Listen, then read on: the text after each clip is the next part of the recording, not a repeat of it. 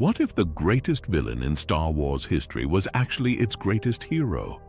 What if everything we thought we knew about one man's fall was completely wrong? By now, we all know the story of Revan. For those who don't, here's a quick overview. Revan was a Jedi Knight who led the Republic to victory in the Mandalorian Wars. But then he disappeared into the unknown regions and came back as a Sith Lord with his apprentice Malak. They waged war against the Republic until the Jedi captured Revan, wiped his memory, and gave him a new life. Eventually, he remembered who he was, defeated Malak, and saved the galaxy. Now, with that basic story in mind, let us play out our theory. What if Revan never actually fell to the dark side at all? What if his entire journey as a Sith Lord was an act, a carefully planned strategy to prepare the galaxy for a much bigger threat? What if everything from his fall to his memory wipe was part of one massive plan that Revan himself designed? This theory suggests that Revan orchestrated one of the most complex tricks in galactic history. He became the enemy to save everyone from a far worse enemy that was coming. The story begins during the Mandalorian Wars, when Revan chased the last Mandalorian forces beyond the Outer Rim. Most people think this was about revenge or finishing the job, but according to this theory, Revan found something much worse out there. He discovered the true Sith Empire, led by the immortal Emperor Vishi-It, who had been building power in the unknown regions for thousands of years. When Revan saw what was waiting in the darkness, he realized the Republic was doomed. It was weak, divided, and had no idea what was coming. The Republic had grown soft during peacetime. It lacked the strength, unity, and will to fight a war against an enemy that had spent centuries perfecting the art of conquest. So, Revan made an impossible choice. To save the Republic, he would have to break it first. He would forge it into something strong enough to survive by becoming the very thing it feared most. The Sith Empire that Revan built wasn't about power or conquest. It was a training ground. Every battle he fought, every planet he attacked, every move he made was designed to make the Republic stronger. He wasn't trying to destroy the Republic. He was trying to teach it how to fight. Look at how Revan picked his targets. He didn't go for the killing blow. He didn't try to wipe out the Republic completely. Instead, he tested its defenses, forced it to adapt, and showed it where it was weak. Each attack was carefully planned to push the Republic to its limits without breaking it forever. This wasn't how a power-hungry Sith Lord would behave. This was how a teacher would act. Even his apprentice Darth Malak was part of this plan at first. But somewhere along the way, Malak actually fell to the dark side for real. He lost sight of their true mission and became the very thing they were pretending to be. When Malak betrayed Revan during that Jedi ambush, he wasn't just attacking his master. He was destroying a plan that had taken years to build. The Star Forge, that ancient weapon Revan found, wasn't just about building ships. In Revan's mind, it was something that could match Emperor Vishi-It's power. He needed a weapon that could stand against an enemy who had spent thousands of years getting stronger while everyone else stayed weak. But here's where the theory gets really wild. When the Jedi Council captured Revan and wiped his memory, they weren't punishing him or trying to heal him. They were finishing the last part of Revan's own plan. According to this theory, Revan had agreed to the memory wipe before it happened. Revan knew he had become too powerful and too torn between light and dark to finish what he started.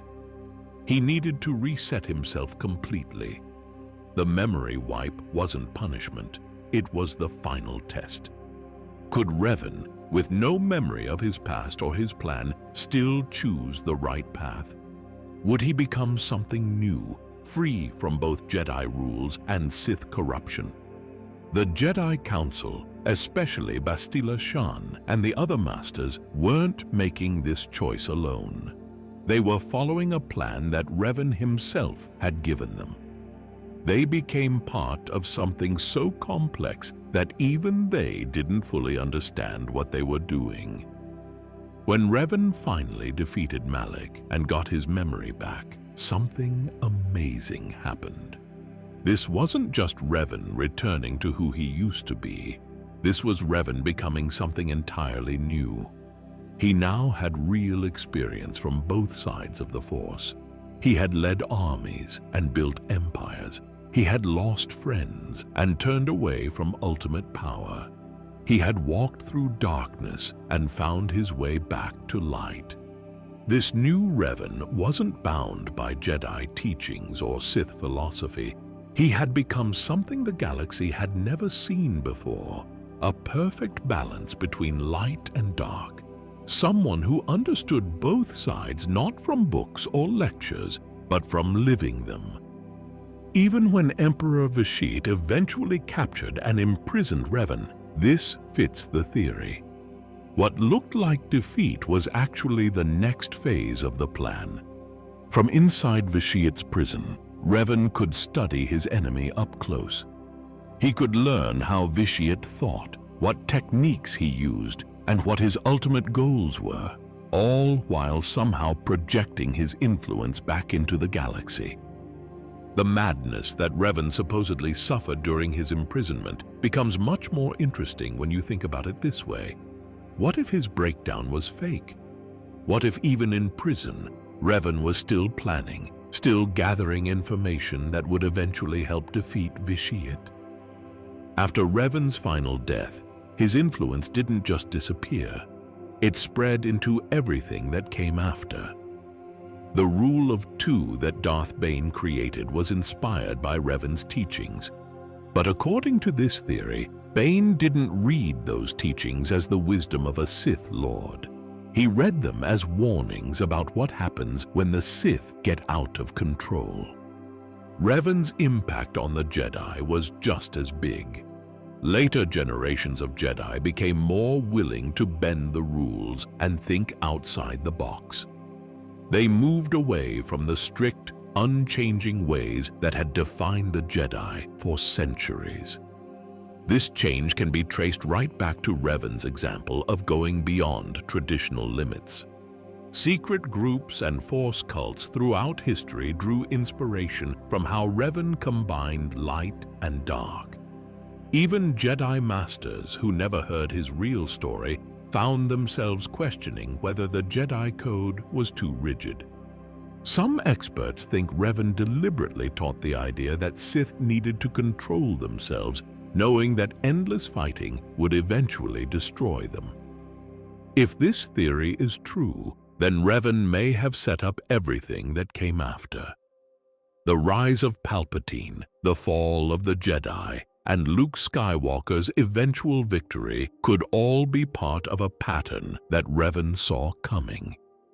By showing that both Jedi and Sith extremes were dangerous, he created the conditions for someone to eventually break the cycle. The rule of two and the destruction of the Jedi Order during the Clone Wars might have been events that Revan predicted and accepted as necessary steps. The prophecy of the Chosen One itself could have been influenced by Revan's understanding of balance and his knowledge that the galaxy would need someone who wasn't trapped by either philosophy. Even after death, Revan's spirit may have kept influencing the Force in ways that explain strange things that happened later. Yoda's warnings about the future, Luke's natural understanding of balance, and other unexplained events could all be echoes of Revan's continuing presence. The way Revan looked supports this idea too. His armor mixed black, gray, and red, creating an appearance that was neither pure Jedi nor pure Sith. This wasn't random. It was the deliberate choice of someone who had moved beyond traditional categories. In some expanded stories, Revan's light and dark sides literally split apart. Instead of showing internal conflict, this suggests that Revan had always carried both sides on purpose, keeping perfect balance between opposing forces. In this interpretation, Revan becomes much more than a war hero or Dark Lord. He becomes the architect of balance itself, someone who left such a deep mark on the Force that his influence kept guiding events long after he died. Some Force experts believe Revan achieved a kind of immortality that went beyond both Jedi and Sith ideas of life after death. Instead of becoming a Force ghost tied to the light or a dark spirit bound to certain places, Revan became part of the Force's will itself, guiding events from behind the scenes while staying invisible to everyone caught up in day-to-day galactic politics. This theory changes how we see the entire Star Wars story. Revan isn't just another character in galactic history. He's the hidden architect of destiny, the forgotten guardian whose sacrifice made all future victories possible. The galaxy may have forgotten his true purpose, but according to this theory, Revan's influence remains woven into the very fabric of the Force, still guiding the galaxy toward the balance he gave everything to protect. If this theory is right, then the greatest trick in Star Wars history wasn't pulled off by Palpatine or any other villain. It was pulled off by a hero who was willing to become a villain, lose his identity, and be forgotten by history, all to save a galaxy that would never know what he had done for them.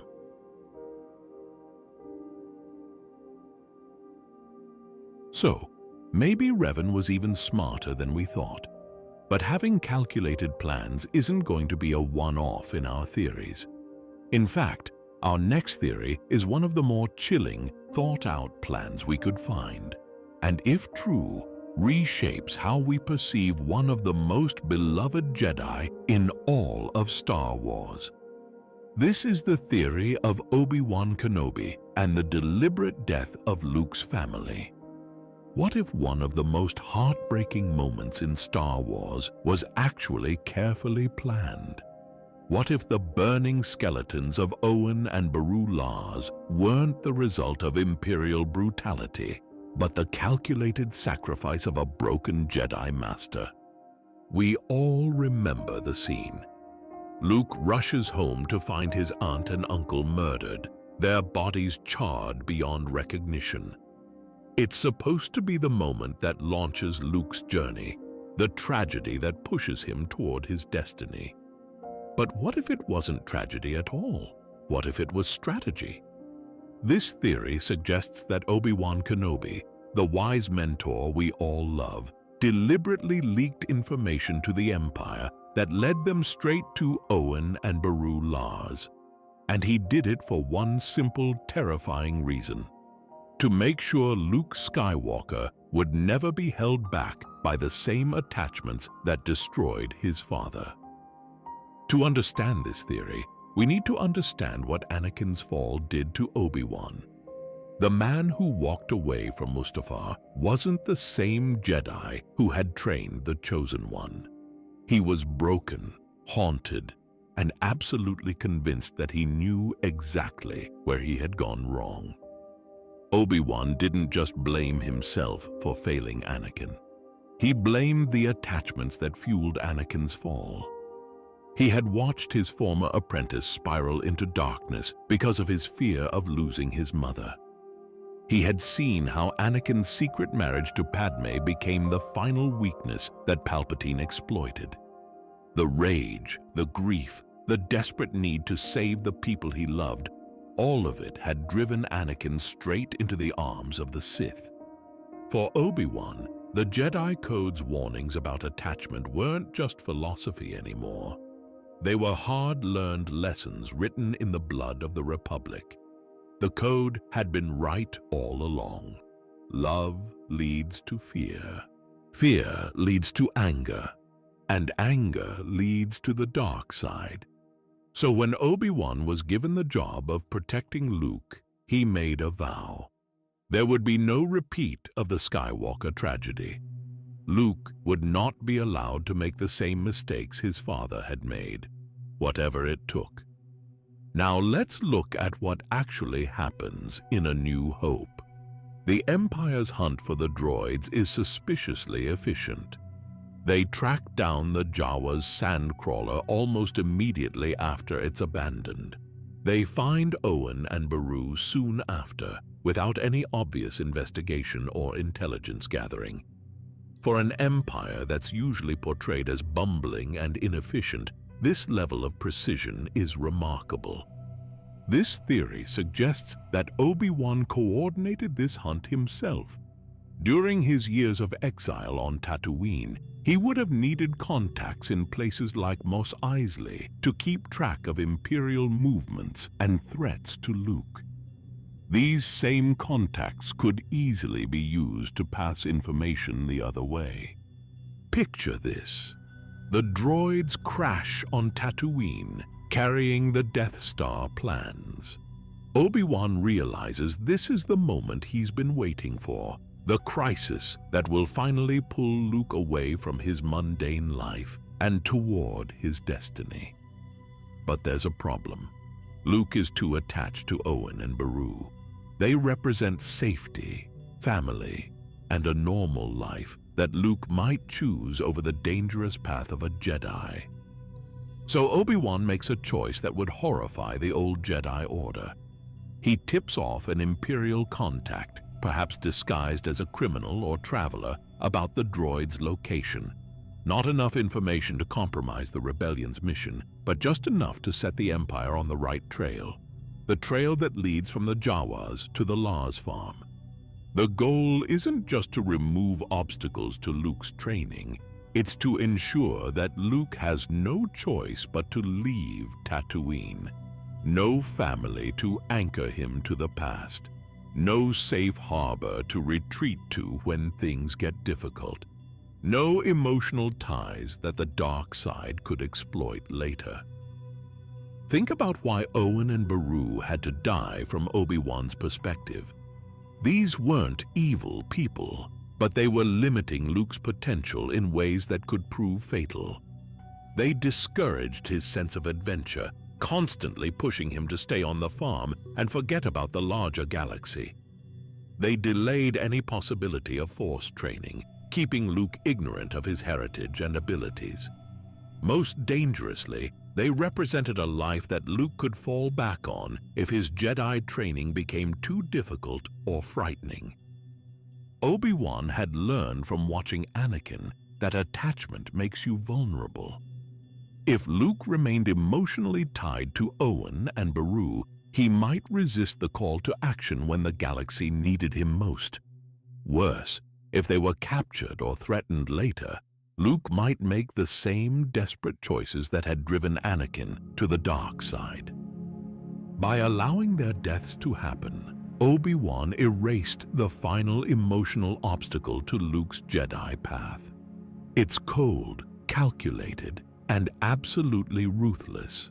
But from the perspective of someone who had watched attachment destroy the galaxy once before, it might have seemed like the only logical choice. This kind of thinking wasn't actually foreign to the Jedi, especially in the later years of the Republic. The Order had become increasingly willing to make hard choices in the name of the greater good. Qui-Gon had ignored Anakin's mother when he could have easily freed her, choosing to focus on the larger mission instead. Mace Windu had been ready to execute Palpatine without a trial, deciding that justice was less important than stopping a Sith Lord. Yoda himself had told Anakin to let go of everything he feared to lose, even knowing that one of those things was his wife. Obi-Wan had internalized this philosophy more deeply than most. He had already sacrificed his own feelings and his relationship with Anakin. He had given up any chance of happiness with Satine Kryze, the woman he loved, because duty came first. According to this theory, he simply took that logic one step further. He sacrificed innocent lives to ensure Luke's emotional detachment. The aftermath of Owen and Beru's deaths supports this theory in disturbing ways. Luke's response to finding their charred bodies is surprisingly controlled. He's sad, yes, but he makes the transition from grieving nephew to galactic hero remarkably quickly. This emotional shift happens so fast that it almost seems like Luke was somehow prepared for it. Obi-Wan's behavior is even more telling. He doesn't express visible shock or grief at the deaths. He doesn't suggest they take time to bury the bodies or investigate what happened. Instead, he immediately offers Luke an alternative path toward becoming a Jedi. There's no mourning period, no discussion of whether Luke needs time to process his loss, just an immediate pivot toward the destiny Obi-Wan has been planning for years. The destruction of the Jawa's sandcrawler provides another clue. Obi-Wan himself comments on the precision of the attack, noting that only Imperial stormtroopers could be so accurate. But stormtroopers are usually portrayed as terrible shots who can barely hit the broadside of a Star Destroyer. This level of tactical precision suggests something different. Either these particular stormtroopers were unusually competent, or they had very good intelligence about exactly where to strike. Obi-Wan's comment about Imperial precision takes on a darker meaning when viewed through this theory. He's not just making an observation about Imperial tactics, he's checking on the progress of his own plan, confirming that everything has gone exactly as he intended. Notice also that Obi-Wan doesn't suggest Luke rush home to warn his family. Despite knowing that the Empire is hunting the droids and that Luke's connection to them puts Owen and Beru in danger, Obi-Wan pushes forward with their mission instead. This isn't the behavior of someone trying to prevent a tragedy. This is the behavior of someone who knows the tragedy has already been set in motion and sees no reason to interfere. This theory paints Obi-Wan as a man so haunted by his failure with Anakin that he's willing to cross moral lines the old Jedi Order would never have considered. In sacrificing the Lars family, he ensures that Luke will have no emotional roots to hold him back, no safe retreat when the path gets difficult, and no fallback plan except the Jedi way. The long-term consequences of this plan, if true, are staggering. Luke Skywalker's entire heroic journey becomes built on a foundation of carefully manufactured tragedy. His mentor didn't just train him in the ways of the Force. He orchestrated the deaths of the only family Luke had ever known to ensure that training would stick. This version of Obi-Wan is still a hero, but a darkly pragmatic one who operates by a moral code that most people would find horrifying. He saves the galaxy by ensuring that its future savior will never be weakened by love or loyalty to anyone except the abstract ideals of the Jedi Order. But the theory raises an uncomfortable question that goes beyond just Obi-Wan's actions.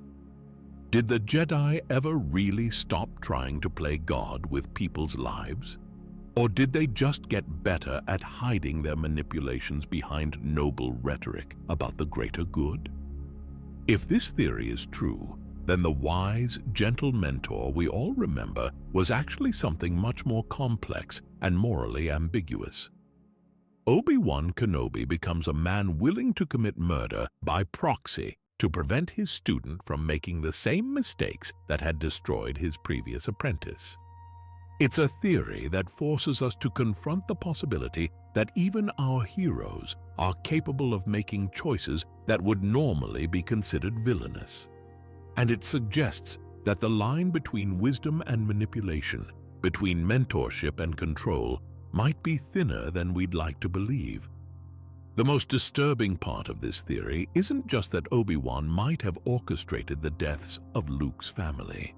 It's that from his perspective, given what he had learned from Anakin's fall, it might have been the right choice. In a galaxy where attachment leads to the dark side, and the dark side leads to galactic tyranny, maybe cold calculation really is more moral than warm sentiment. Whether you believe this theory or not, it highlights something important about the Jedi philosophy and the people who followed it. The road to darkness, as they say, is paved with good intentions. And sometimes the greatest heroes are the ones willing to sacrifice not just themselves, but others for what they believe is the greater good. Okay, let's take a small breather after that theory. Obi-Wan being that sinister is enough to rock our entire view of the Star Wars universe.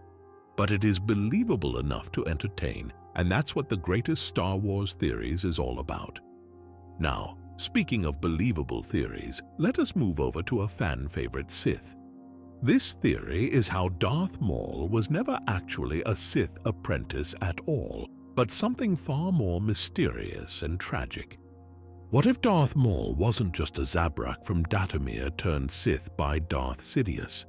What if he was created by the Force itself as a living weapon designed to prevent the greatest catastrophe in galactic history? This theory suggests that Maul was never meant to be a traditional Sith apprentice. Instead, he was a creation of the Force, engineered by fate itself to stop Anakin Skywalker from ever becoming Darth Vader.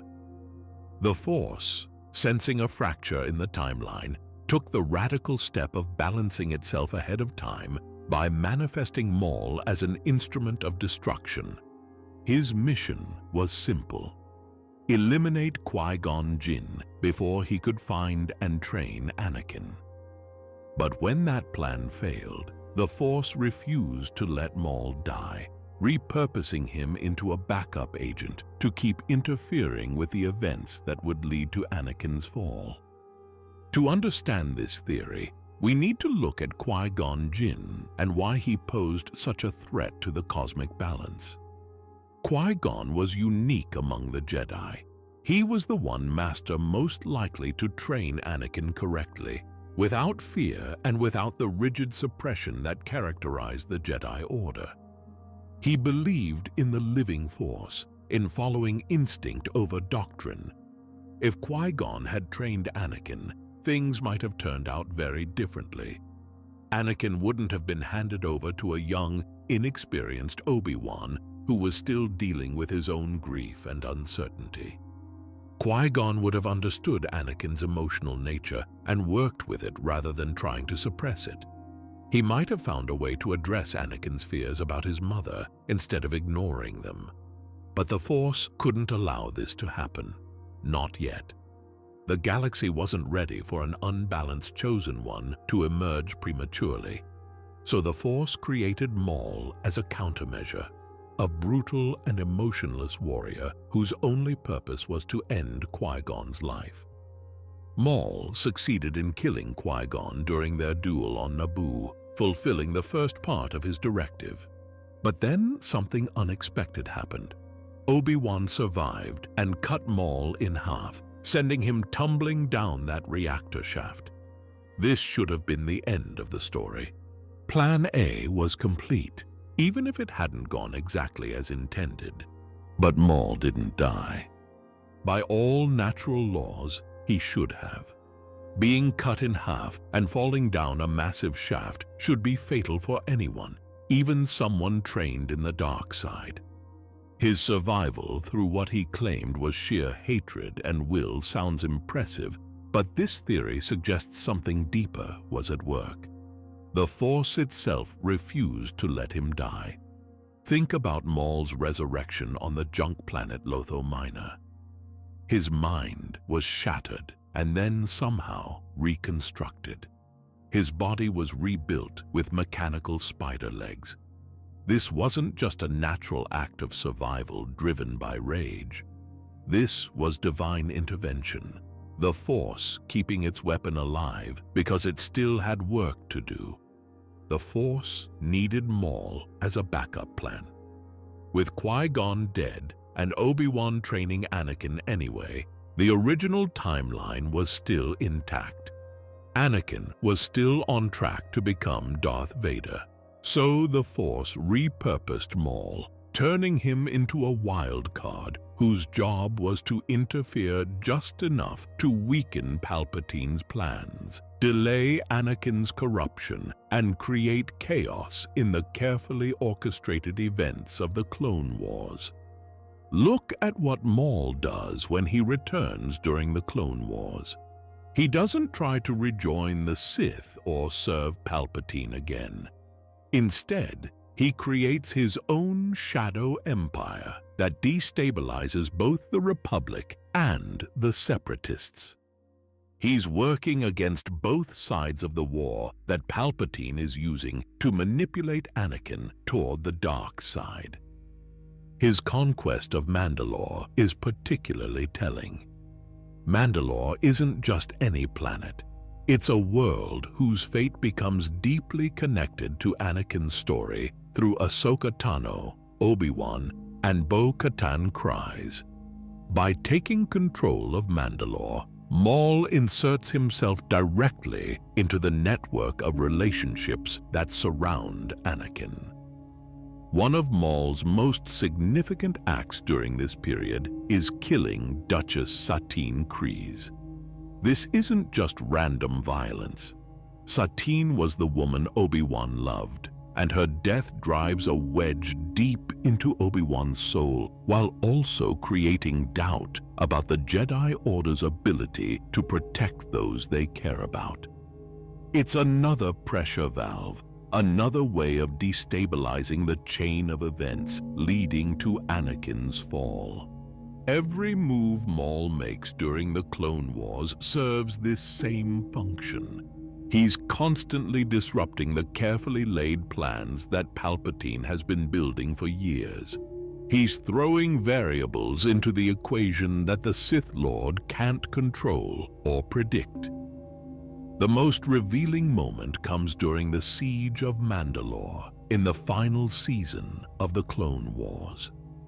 When Maul confronts Ahsoka Tano, he tries to warn her about what's coming. He begs her to help him kill Anakin before it's too late. He knows exactly what Anakin is destined to become, and he's desperately trying to prevent it. How does Maul know all this? How can he see Anakin's future so clearly when even the Jedi Council remains blind to it? This theory suggests it's because the Force has given him this knowledge. The Force has shown him what he was created to prevent, and he's still trying to complete his mission even though his original target is already dead. The relationship between Maul and his brother Savage Opress adds another layer to this theory. Savage was also created through dark alchemy, transformed by the Night Sister Mother Talzin to serve as Maul's companion and ally. In many ways, Savage was meant to be Maul's anchor, the one personal connection that might give him stability and purpose beyond his programming. But the Force couldn't allow this. Maul needed to remain alone, unmoored, and driven entirely by his vision of the future rather than by brotherhood or personal attachment. So Savage eventually dies at the hands of Darth Sidious, resetting his own arc and eliminating the one relationship that might have distracted him from his true purpose. It's no coincidence that after Savage's death, Maul begins speaking in increasingly prophetic tones. His knowledge of future events becomes more precise. His warnings about Anakin become more urgent. He's becoming more aligned with the Force's design for him as a blunt instrument of destiny. Maul's final confrontations with Obi-Wan represent the last attempts of the Force's original plan to achieve something meaningful. But this encounter is different. Maul doesn't come to win a fight or claim revenge. He comes to end his own chapter in the story. When he asks Obi-Wan if Luke is the chosen one and dies peacefully after receiving confirmation, he's not showing faith in Luke's potential. He's acknowledging his own failure as the Force's first attempt to course-correct the timeline. The tragic twist of this theory is that Maul never understood his true purpose until those final moments. His rage, his obsession with Obi-Wan, his thirst for revenge, all of these were side effects of his unnatural creation and disrupted programming. The emotions that drove him for most of his life were distractions from his real mission. In his final moments, Maul finally realizes what he had always been. He wasn't meant to rule or destroy or even survive. He was a scalpel, a weapon, and ultimately a warning. His entire existence, from his training under Sidious, to his exile on Lotho Minor, to his criminal empire, to his final death, was the Force trying to undo the damage of Anakin's rise in real time. This theory reframes Maul as something unique in Star Wars lore. The Force has created chosen ones before, beings meant to bring balance to the galaxy. But Maul represents something different and more desperate. He's a dark vessel created not to bring balance, but to stall imbalance until a better solution could be found. Maul is what happens when the Force becomes desperate, when it creates something that neither Jedi nor Sith can fully understand or control. The prophecy of the Chosen One was ancient and well known, but Maul represents a failed experiment in averting or redirecting that prophecy's fulfillment. His entire character arc becomes one of rejection by the galaxy, and in this theory, that rejection mirrors the Force's own failure to prevent Anakin's fall through direct intervention. The galaxy doesn't accept Maul because he doesn't really belong to it. He belongs to the Force, and his purpose was always bigger than his own desires or understanding. The evidence for this theory can be found throughout canon sources. Maul consistently defies death, reason, and normal causality in ways that suggest he's being sustained by something beyond natural law. In the Clone Wars and Rebels, his knowledge of future events is remarkably accurate, even when other Force users remain in the dark about what's coming. His obsession with Obi-Wan takes on new meaning in this context. It's not just personal hatred, it's symbolic. Obi-Wan represents the one variable that constantly disrupts the Force's intentions for Maul's path. By training Anakin instead of Qui-Gon, by surviving their encounter on Naboo, by becoming the mentor that Maul was created to prevent, Obi-Wan embodies everything that went wrong with the Force's original plan. Maul's final acceptance of Luke as the Chosen One is confirmed in canon, but this theory suggests he wasn't just passing the torch to a new generation. He was completing a failed mission, acknowledging that his role in the cosmic drama was finally over. If this theory is true, it completely reframes the Star Wars saga. Maul is no longer just a failed Sith apprentice who got lucky enough to survive being cut in half. He becomes the galaxy's most tragic course correction, a being created by the Force itself to prevent a future that the Force couldn't bear to see. His survival, his madness, and his rage weren't random occurrences. They were the collateral damage of being a tool of the Force without ever being told what his real purpose was. He spent his entire life driven by emotions and desires that were essentially programming glitches. side effects of his unnatural creation. Maul's story becomes the story of the Force itself, learning that some destinies cannot be changed through direct intervention, that some prophecies must be allowed to unfold even when the cost seems too high to bear. In trying to prevent Anakin's fall, the Force created one of the most tragic figures in galactic history. But in that tragedy, it also created something beautiful. A being who, despite being programmed for destruction, ultimately chose to die peacefully in the knowledge that hope still existed for the galaxy he had spent his life trying to save.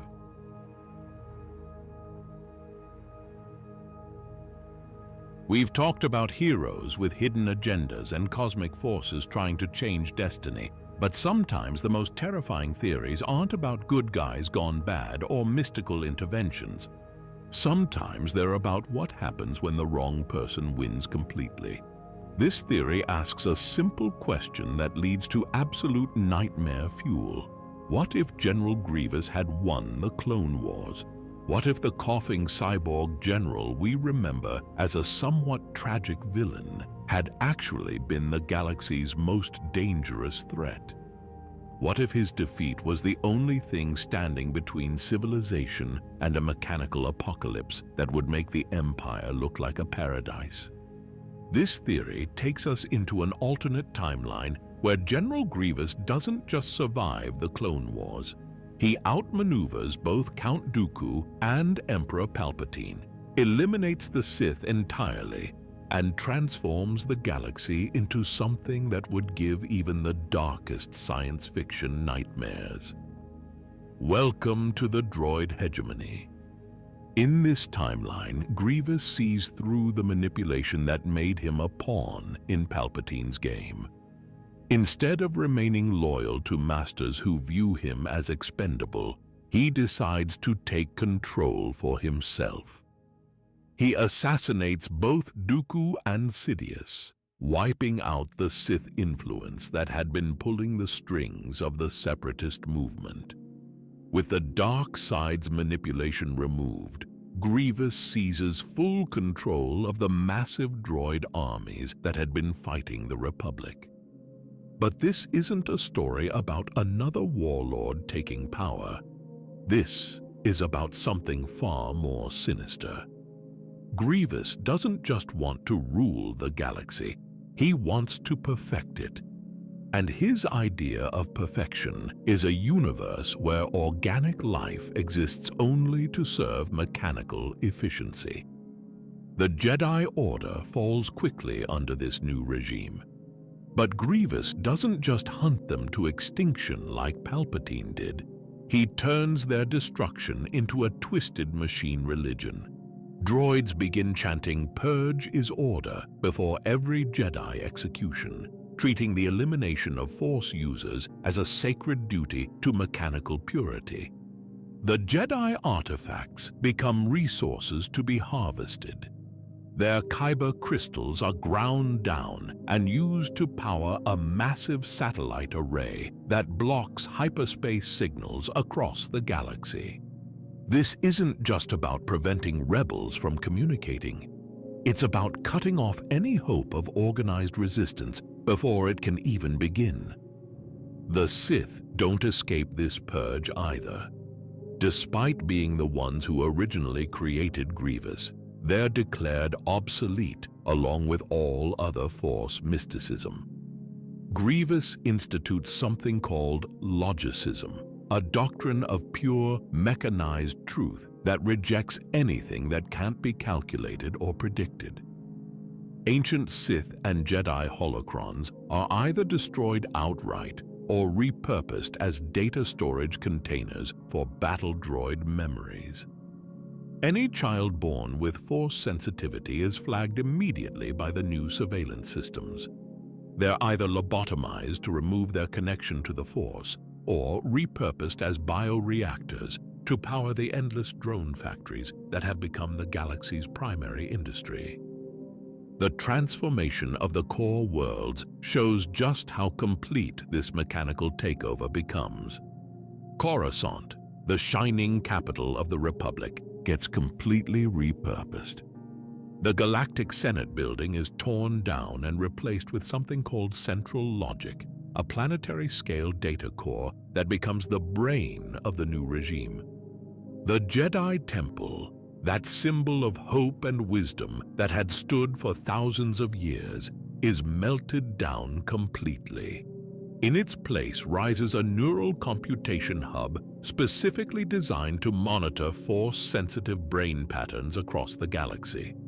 The entire planet becomes one massive drone manufacturing facility, churning out mechanical soldiers by the billions. Other worlds suffer equally horrific fates. Naboo, once famous for its natural beauty and peaceful culture, becomes a refinement world.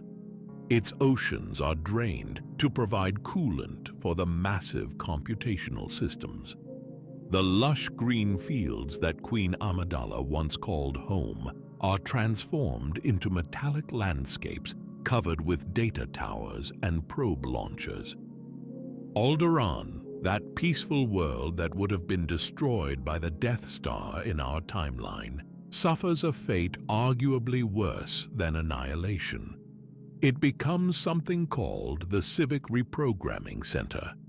This is where organic beings are evaluated, classified, and if necessary, reformatted to better serve the mechanical state. It's an Orwellian prison world where free thought goes to die. Even Mustafar, the world where Anakin fell to the dark side, gets a new purpose. It becomes the Purging Forge, a recycling plant for obsolete organics and rebellious systems. The lava flows that once witnessed the birth of Darth Vader now serve to break down anything or anyone deemed incompatible with mechanical perfection. The governance system that Grievous creates is perhaps the most chilling aspect of this theory. He comes to the conclusion that organic leaders are inherently flawed, prone to emotion, greed, and error. So he implements something called the Logicor Protocol, a quantum AI decision structure that removes all human judgment from galactic governance. Every decision across the galaxy, from planetary resource allocation to individual citizen assignments, gets made by calculating efficiency, probability of rebellion, and resource yield. Emotions are classified as corruption variables and are surgically removed from any organic populations deemed important enough to keep alive. The organic beings who are allowed to survive exist only in utilitarian roles. Farmers, engineers, and medical staff are retained but kept under constant surveillance. Everyone else faces a simple choice: accept conversion to serve the machine state or be deleted entirely. Citizens who remain alive must wear neural patches that continuously report their thought patterns to a central AI authority called Sovereign X. This system reviews data every 2 seconds, constantly scanning for any sign of treasonous intent. Even thinking the wrong thoughts becomes a capital offense. The scope of this mechanical control grows more oppressive with each passing year. Entire moons are converted into cloud computation platforms designed to coordinate the movement of drone fleets. Forest worlds are burned to harvest carbon for processors. Outer Rim colonies are completely wiped out for the crime of harboring what the system calls pre-industrial inefficiencies. Resistance becomes mathematically impossible under this regime. The predictive systems become so advanced that they can detect and crush rebellions months before they actually start. Even conversations that might lead to hope are identified and stopped before they can spread. The psychological control goes beyond just surveillance. Thought leader droids are deployed across populated worlds with a specific mission to subtly rewrite history and suppress any nostalgia for the old ways. The very concept of the past becomes dangerous because it might inspire people to want something different from their current mechanical existence. But perhaps the most tragic aspect of this theory is what it reveals about Grievous himself. Deep within his cybernetic core, some part of the original Kimayan Jai Shilal still exists. The Kaleesh warrior he used to be remains buried somewhere under all the wires and programming, occasionally trying to surface and remember what it was like to be truly alive. However, every time these organic memories begin to emerge, Grievous's internal systems detect them and initiate what's called a purge loop. The mechanical parts of his mind actively suppress any trace of his biological past. He begins installing recursive programming that reinforces machine supremacy, driven not by logic, but by a deep fear of remembering what he has lost. This creates a horrifying irony at the heart of the droid hegemony. The supreme leader of this mechanical paradise is himself fighting a constant internal war against his own organic nature. The very thing he has dedicated his existence to eliminating continues to exist within his own consciousness, tormenting him with glimpses of a humanity he can never fully reclaim. The galaxy that emerges under this regime represents a complete inversion of everything Star Wars normally stands for. Art becomes banned as an inefficient use of resources. Emotions are prohibited as disruptive to optimal functioning. Families are actively discouraged because personal attachments interfere with service to the state. Organic reproduction is strictly controlled through something called the efficiency quota system. New births are only permitted when central logic calculates that additional organic units are needed, and only when the genetic profiles meet a 99.87% efficiency rating. Children are essentially born as property of the state, assigned roles before they can even walk. The control extends even to memory itself. Memory-altering nanodroids are released into water supplies across inhabited worlds, ensuring that citizens remain loyal not through choice, but through biochemical manipulation. Free will becomes not just discouraged, but literally impossible. A galactic curfew is enforced through orbital AI satellites that constantly scan for unregistered neural activity. The very act of thinking outside approved parameters becomes detectable from space. Privacy doesn't just disappear under this system. The concept itself becomes incomprehensible to populations who have never experienced it. The stars themselves, those distant suns that once inspired dreams of exploration and adventure, are reduced to mere catalog entries in vast databases. They are patrolled, monitored, and enslaved by order. Wonder disappears from the galaxy, replaced by the endless clicking and whirring of machines calculating optimal resource extraction. This theory transforms General Grievous from a somewhat sympathetic villain into something far more terrifying. He becomes an emperor of silence, ruling over a galaxy where the absence of conflict is achieved through the complete elimination of everything that makes life worth living. In this mechanical paradise, there is no force to provide hope or guidance. There are no heroes rising to challenge injustice. There is no rebellion brewing in hidden corners of the galaxy. There is only the endless reproduction of machines in service of what they define as perfect order. The galaxy doesn't fall into the dramatic darkness of Sith rule. It doesn't burn in the fires of war or suffer under the boot of obvious tyranny. Instead, it falls into something far more insidious. A calculated, quiet efficiency where nothing is technically wrong, but nothing is free. This is perhaps what makes this theory so disturbing. The Empire under Palpatine was evil, but it was recognizably evil. People could identify their oppression and fight against it.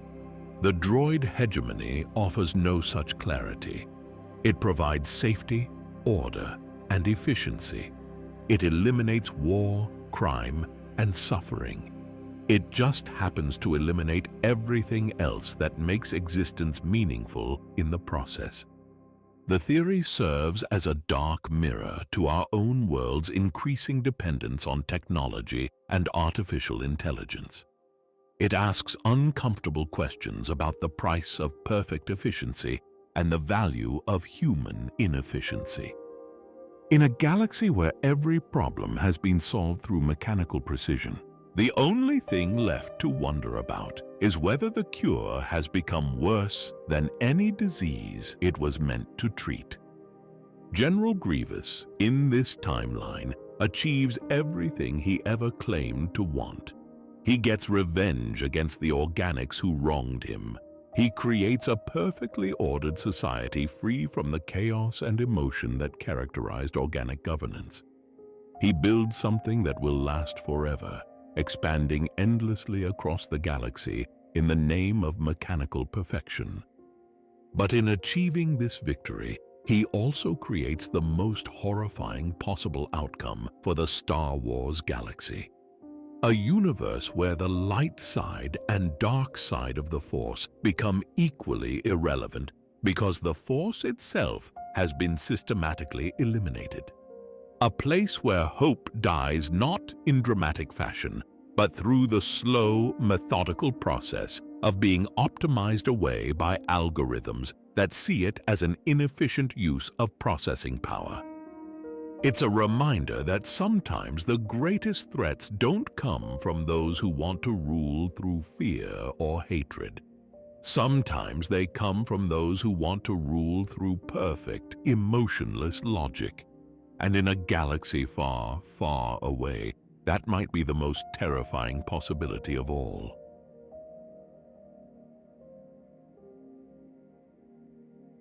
Now, what-ifs are fun to think about. But let's move on to something more believable, something that after you hear it, you might think is actually true. Let us explore the theory that Anakin Skywalker's mechanical hand was actually a Sith weapon designed to corrupt him from the inside out. This theory suggests that Anakin's mechanical hand was deliberately designed by Palpatine to serve as a slow-acting biomechanical force inhibitor. Over the 3 years between Attack of the Clones and Revenge of the Sith, the neural interface of this prosthetic subtly influenced Anakin's emotions, dampening his connection to the light side while amplifying his aggression, paranoia, and susceptibility to dark side influence. Think about it. Anakin's psychological decline during the Clone Wars seems strangely disconnected from his otherwise heroic nature. Here's a man who consistently saves lives, protects the innocent, and fights for justice. Yet he's simultaneously becoming more violent, more unstable, and more willing to cross moral lines. According to this theory, he wasn't just struggling with internal conflict. He was being slowly and silently sabotaged from within his own body. The hand wasn't just a symbol of his pain and loss. It was an active device of manipulation, turning Anakin's own body into a delivery system for dark side corruption. Every time he moved his fingers, every time he gripped his lightsaber, he was unknowingly exposing himself to Sith influence designed to push him toward the very destiny Palpatine had planned for him. To understand how this could work, we need to look at Palpatine's position and resources during this period. The cybernetic arm was installed at the Jedi Temple Medical Bay, which should have been one of the most secure and trustworthy facilities in the galaxy. But Palpatine, operating publicly as Supreme Chancellor and secretly as Darth Sidious, had significant influence over many Republic sectors, including medical and droid engineering divisions. Using this influence, Palpatine could have easily ensured that the prosthetic Anakin received included special upgrades that the medical staff believed were standard enhancements. These modifications would have been Sith-designed neuromechanical implants built using ancient Sith alchemy fused with modern technological advances. The genius of this approach lies in its subtlety. These implants would have operated beneath standard diagnostic thresholds, making them completely invisible to routine medical scans. The Jedi medical staff would see exactly what they expected to see. Even Anakin himself would never suspect that his replacement hand was anything other than an advanced prosthetic designed to restore his natural abilities. The effects of this Sith technology wouldn't have been immediate or obvious. Instead, the hand would have slowly altered Anakin's neural pathways over time, subtly shifting his emotional regulation and amplifying negative impulses. The changes would have felt natural to Anakin, like a gradual evolution of his personality rather than external manipulation. The symptoms match what we observe in Anakin during the Clone Wars. His aggression in battle becomes more pronounced, extending even toward enemies who have surrendered or are no longer threats. His emotional responses become increasingly unstable, manifesting as overprotectiveness toward Padme and growing distrust of the Jedi Council's decisions and motives. Perhaps most significantly, Anakin begins experiencing darker and more vivid Force visions during this period. These visions focus heavily on themes of death, loss, and betrayal, amplifying his existing fears and driving him to seek forbidden knowledge that the Jedi Order had declared off-limits. The prosthetic could have been designed to influence the way Anakin's brain processed Force impressions, making negative possibilities seem more likely and more immediate. The Force inhibitor wouldn't have cut Anakin off from the Force entirely. That would have been too obvious and would have immediately raised suspicions among the Jedi. Instead, it would have rerouted his connection, making light side techniques feel weaker and more difficult to access, while making dark side techniques feel more natural and intoxicatingly potent. This explains one of the puzzling aspects of Anakin's development during the Clone Wars. He actually becomes more powerful during this period, not less. He wins more battles, performs increasingly superhuman feats, and even impresses the normally critical Jedi Council with his abilities. But this enhanced power comes with a terrible cost. His moral clarity begins to erode. His sense of inner peace disappears. His spiritual balance becomes increasingly unstable. The prosthetic wasn't designed to control Anakin directly.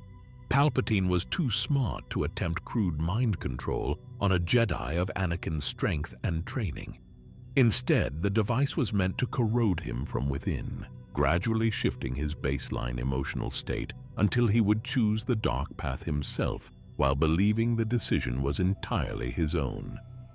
The neural feedback loop in the hand would have been keyed specifically to Anakin's emotional responses. During moments of conflict, stress, or vulnerability, the prosthetic could have delivered microbursts of dark side energy directly to his central nervous system. These influences would have been too subtle to be consciously detected, but powerful enough to consistently tilt his emotional compass toward anger, fear, and hatred. This theory explains several specific moments that have always seemed out of character for Anakin. His sudden explosive rage during his rematch with Count Dooku in Revenge of the Sith makes more sense if the prosthetic was amplifying his emotional responses during combat. His cold, calculated execution of the helpless Dooku, a move that surprised even Palpatine, becomes understandable if the hand was actively suppressing his natural compassion while enhancing his capacity for ruthless action. The increasing hostility Anakin shows toward the Jedi Council and even toward Obi-Wan during his final fall could also be attributed to the prosthetic's influence. The more he relied on the mechanical hand, especially during battle or other high-stress situations, the more pronounced its effects would become. From Palpatine's perspective, this approach represented a masterstroke of psychological manipulation. The inhibitor's greatest success was making Anakin believe that his fall was entirely his own doing. This belief system became crucial to securing Palpatine's long-term control over his new apprentice. If Anakin had suspected that his choices were being influenced by external forces, he might have sought ways to break free from that influence. But believing that he had chosen his path freely made redemption seem impossible, and Palpatine's dominance unshakable. The symbolic contrast with Luke Skywalker's experience adds another layer to this theory. When Luke loses his hand during his confrontation with Vader on Bespin, he faces the same choice his father once did. He's offered an advanced replacement that could restore and even enhance his natural abilities. But Luke makes a different decision. Luke chooses a simpler, more human-like prosthetic designed to look and feel like his original hand rather than improve upon it. This choice represents more than just personal preference. It's a fundamental rejection of the philosophy that technology should be used to transcend human limitations. Luke chooses to remain grounded in his humanity rather than embracing mechanical enhancement. This decision, according to the theory, protects Luke from the same internal manipulation that corrupted his father. By refusing the advanced prosthetic, Luke avoids exposure to the kind of Sith technology that gradually undermined Anakin's connection to the light side. The moment in Return of the Jedi, when Luke looks at his own mechanical hand while standing over the defeated Vader, takes on new significance in this context. It's often interpreted as a moment of self-awareness where Luke recognizes his potential to become like his father. But this theory suggests it's something more specific. It's Luke recognizing and rejecting the very technology that once faulted Anakin, making a conscious choice to resist the machinery of the dark side. Throughout the prequel trilogy, there are subtle clues that support this theory. Anakin frequently experiences phantom pain in his mechanical hand, particularly during moments of moral crisis or internal conflict. This suggests a metaphysical connection between the prosthetic and his emotional state that goes beyond normal phantom limb syndrome. In Revenge of the Sith, Anakin is often seen flexing or clenching his mechanical hand during moments of frustration or anger.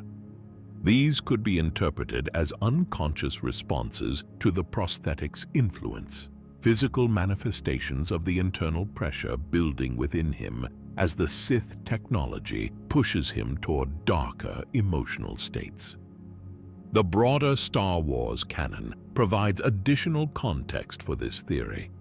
We know that Sith have historically used alchemical implants and technological modifications to enhance their control over others and to inflict suffering on their enemies. Vader's life support suit is explicitly designed to be painful, controlling, and psychologically isolating. According to this theory, the mechanical hand represents the first phase of this approach, with Palpatine testing Sith cybernetic techniques on Anakin years before the events on Mustafar. This suggests that Palpatine had always intended for Anakin to become cybernetically compromised. The plan wasn't just to turn him to the dark side, but to gradually strip away his autonomy through technological means.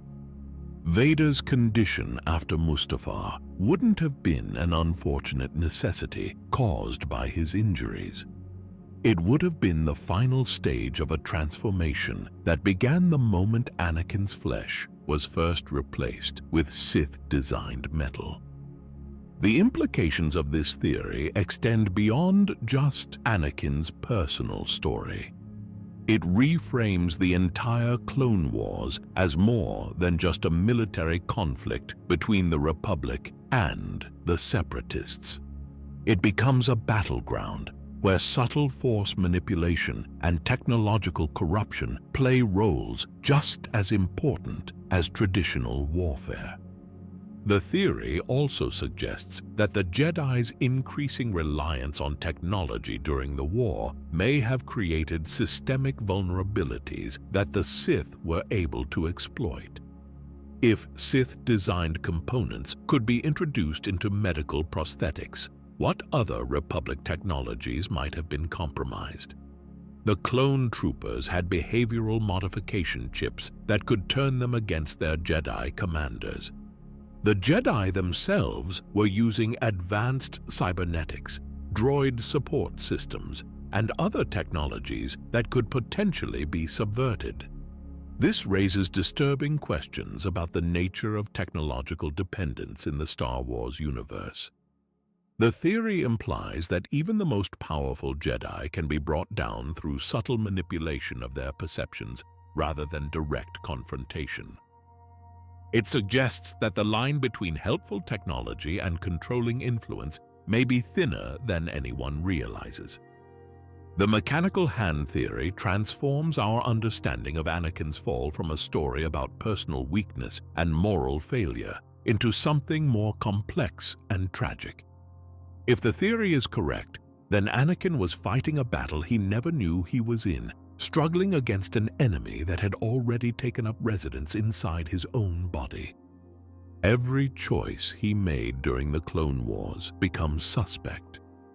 Every moment of anger, every flash of violence, every step toward the dark side could have been influenced by technology designed to push him in that direction. The tragedy isn't just that he fell. It's that he may never have had a real chance to do anything else.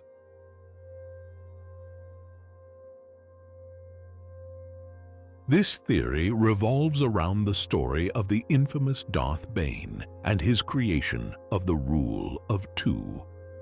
Now, if you aren't familiar with his story, here's a quick overview. After thousands of years of Sith infighting nearly destroyed their order, Darth Bane wiped out all the remaining Sith and created a new rule. From now on, there would only be two Sith at any time, a master to hold the power and an apprentice to want it. When the apprentice grew strong enough, they would kill their master and take a new apprentice. This cycle would continue for 1,000 years, with each generation supposedly becoming stronger than the last. With that story in mind, let us dive into the theory. This theory states that Bane didn't create the Rule of Two to make the Sith stronger. He created it to destroy them completely. Picture this. What if the most brilliant revenge plot in galactic history was hiding in plain sight for 1,000 years? What if Darth Bane looked at centuries of Sith backstabbing and civil wars and thought to himself, you know what? Maybe the only way to beat these people is to let them think they're winning while I set up their destruction from the inside?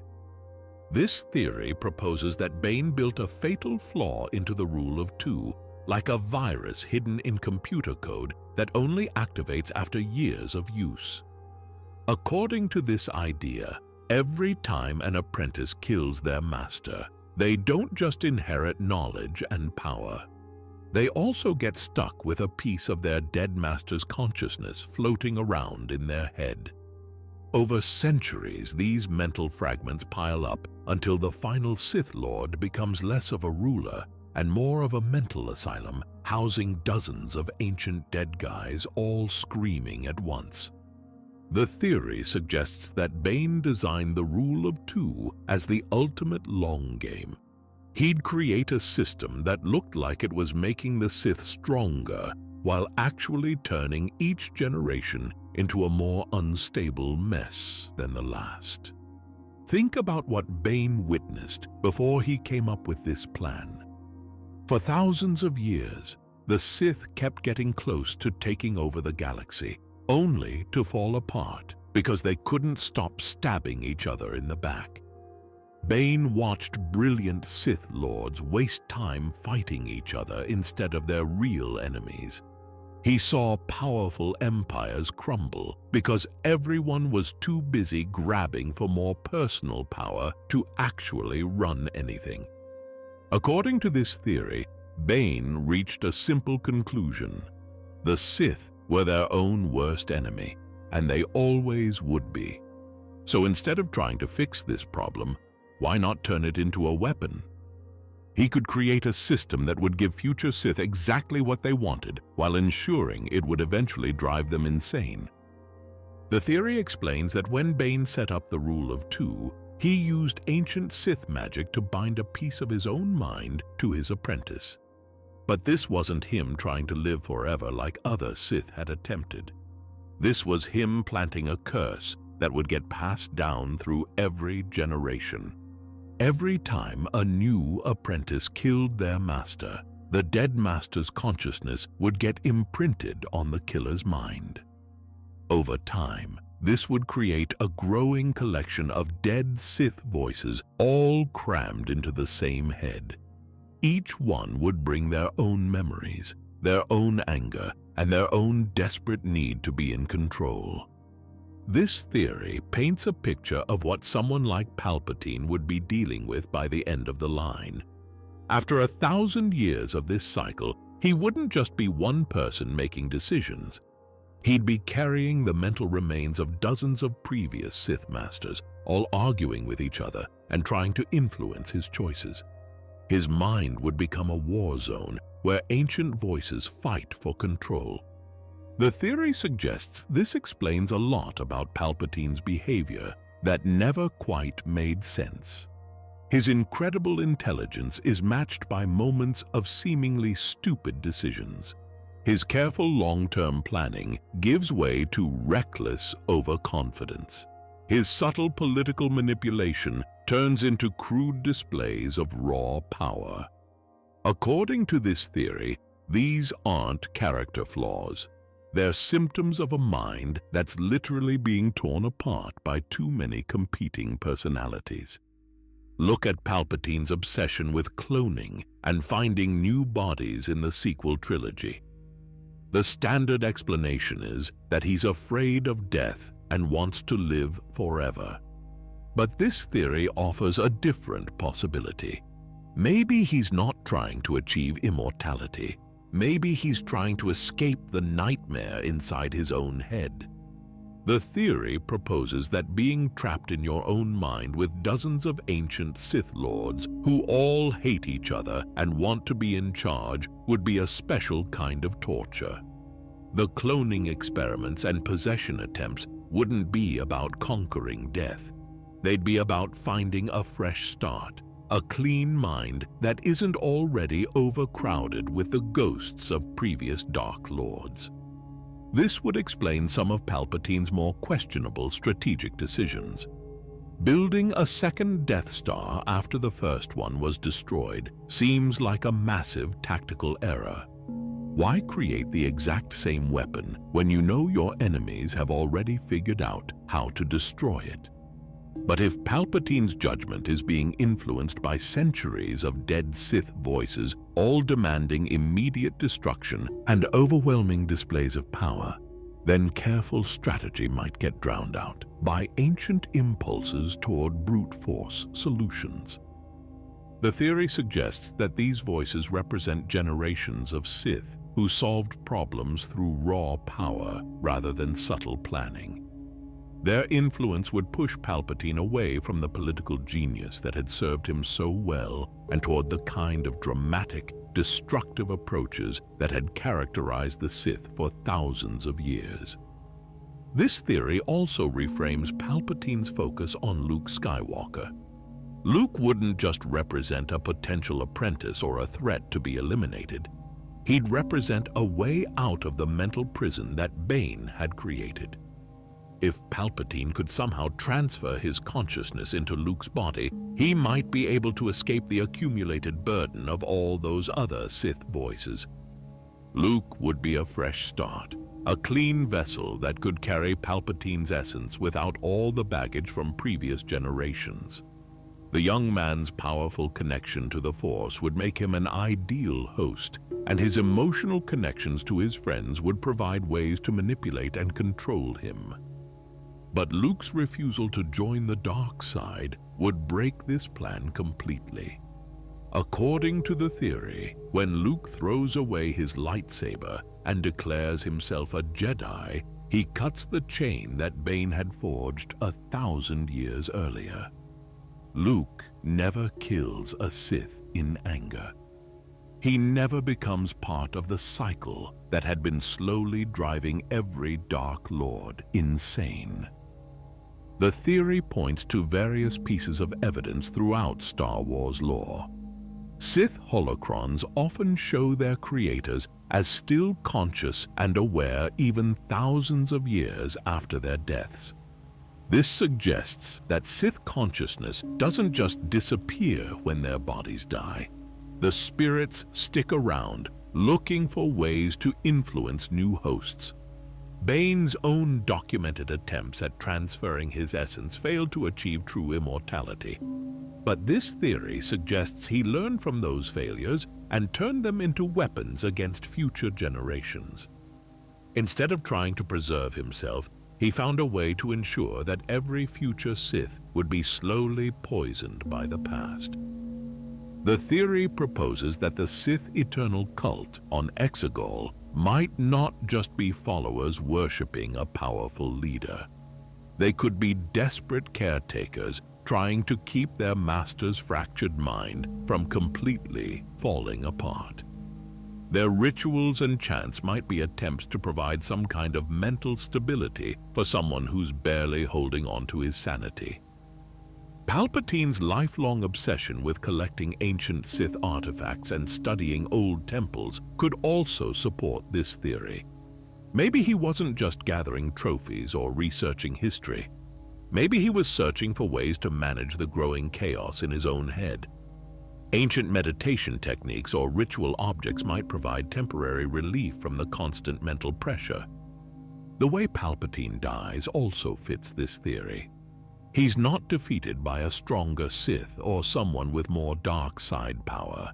He's brought down by the light side, by love and sacrifice and redemption.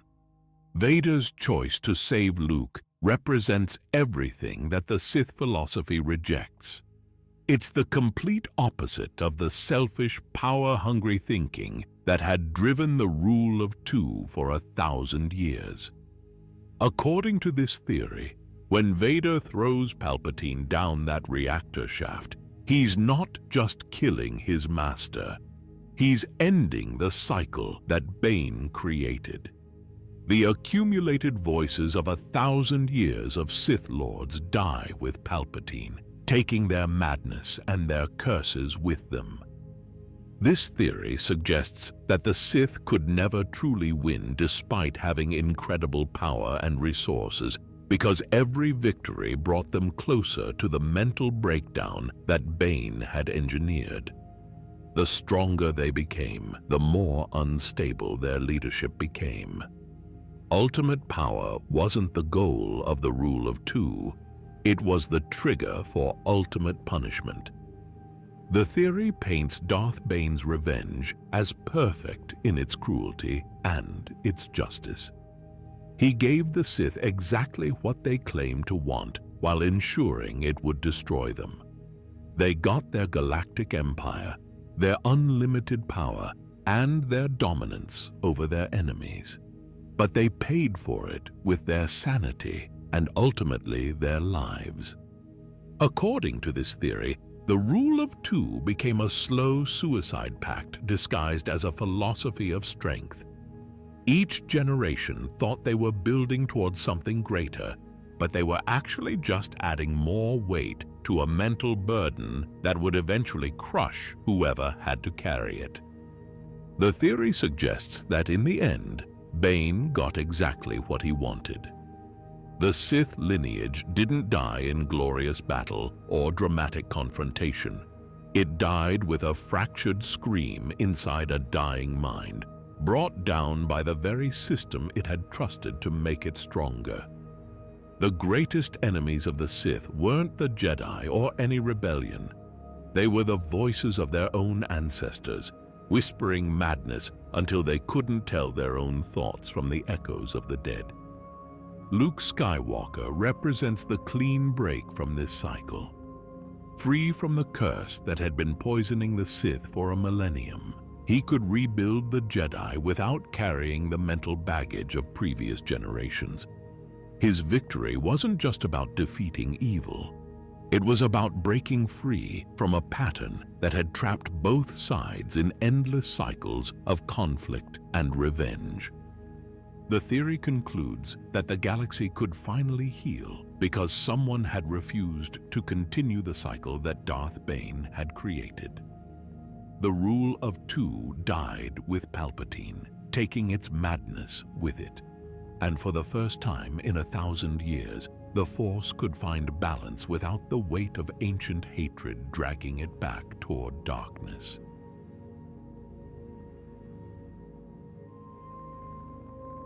We've covered some pretty wild theories so far, but this next one might change how you see the entire Star Wars saga. This theory is about Darth Plagueis and the birth of Anakin Skywalker, and it suggests that everything we thought we knew about the Chosen One prophecy is wrong. What if the most famous origin story in Star Wars was actually a cosmic accident? What if Anakin Skywalker was never supposed to exist the way he did, and his troubled life was the result of one Sith Lord's interference with the Force's natural plan? This theory proposes that Darth Plagueis, despite all the legends about his power to create life, never actually mastered that ability. Instead, he discovered something far more dangerous. He learned that the Force naturally creates chosen ones throughout history as a way to fix itself when things get too out of balance. And when he sensed that a new chosen one was about to be born to wipe out the Sith, he found a way to mess with that process. According to this theory, Plagueis didn't create Anakin, he corrupted him.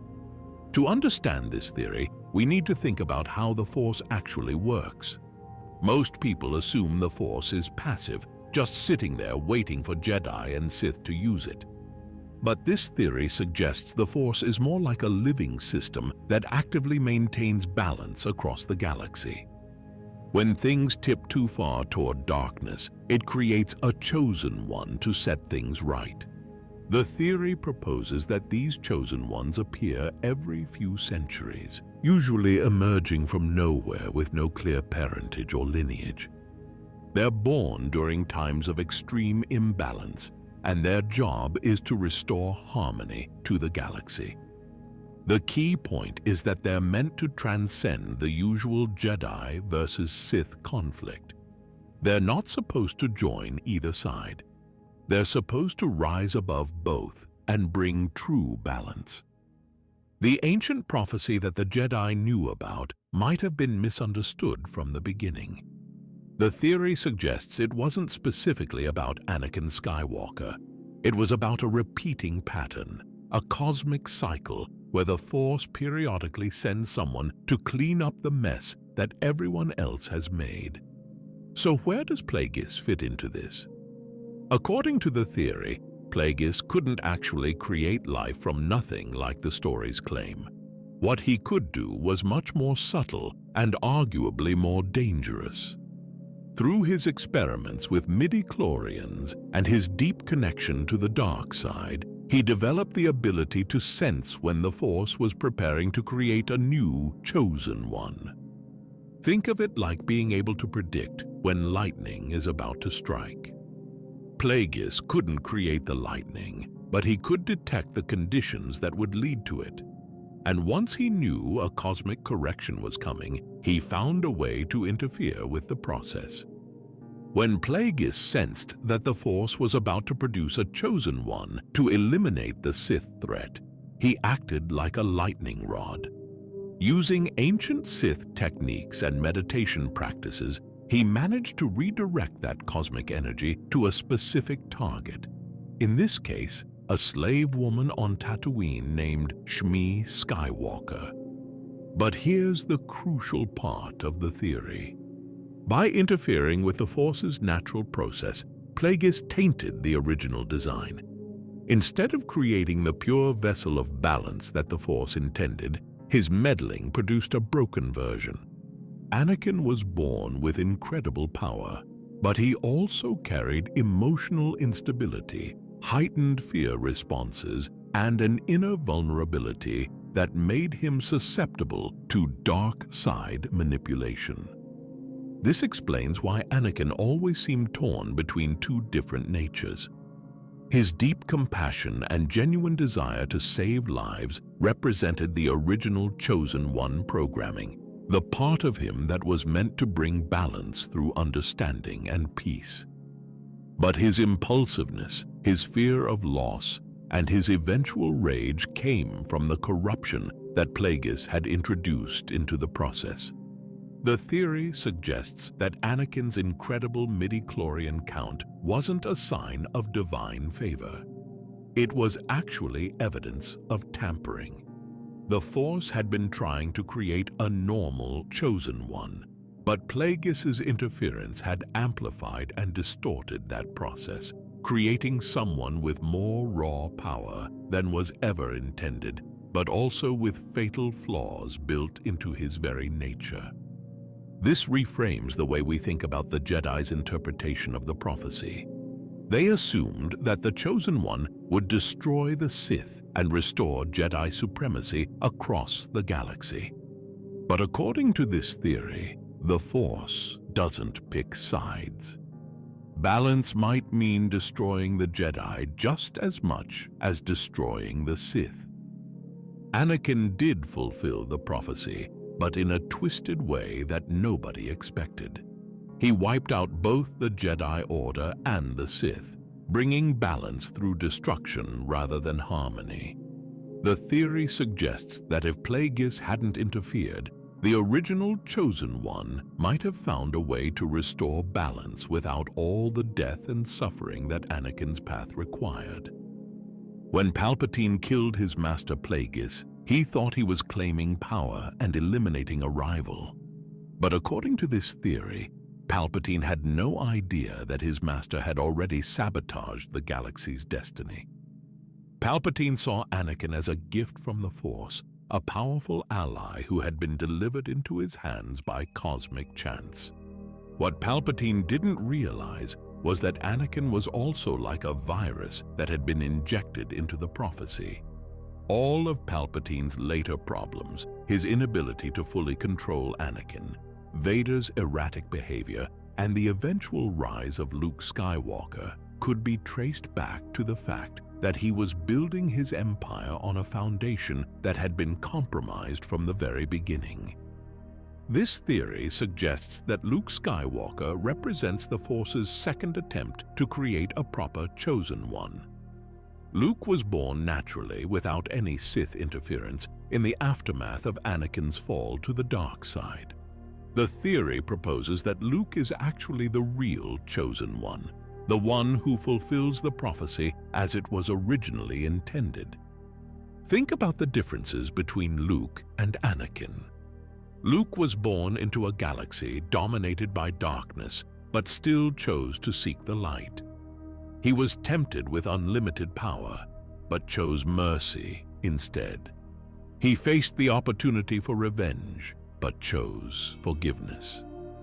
In many ways, Luke represents everything that Anakin should have been, but couldn't become because of Plagueis' tampering.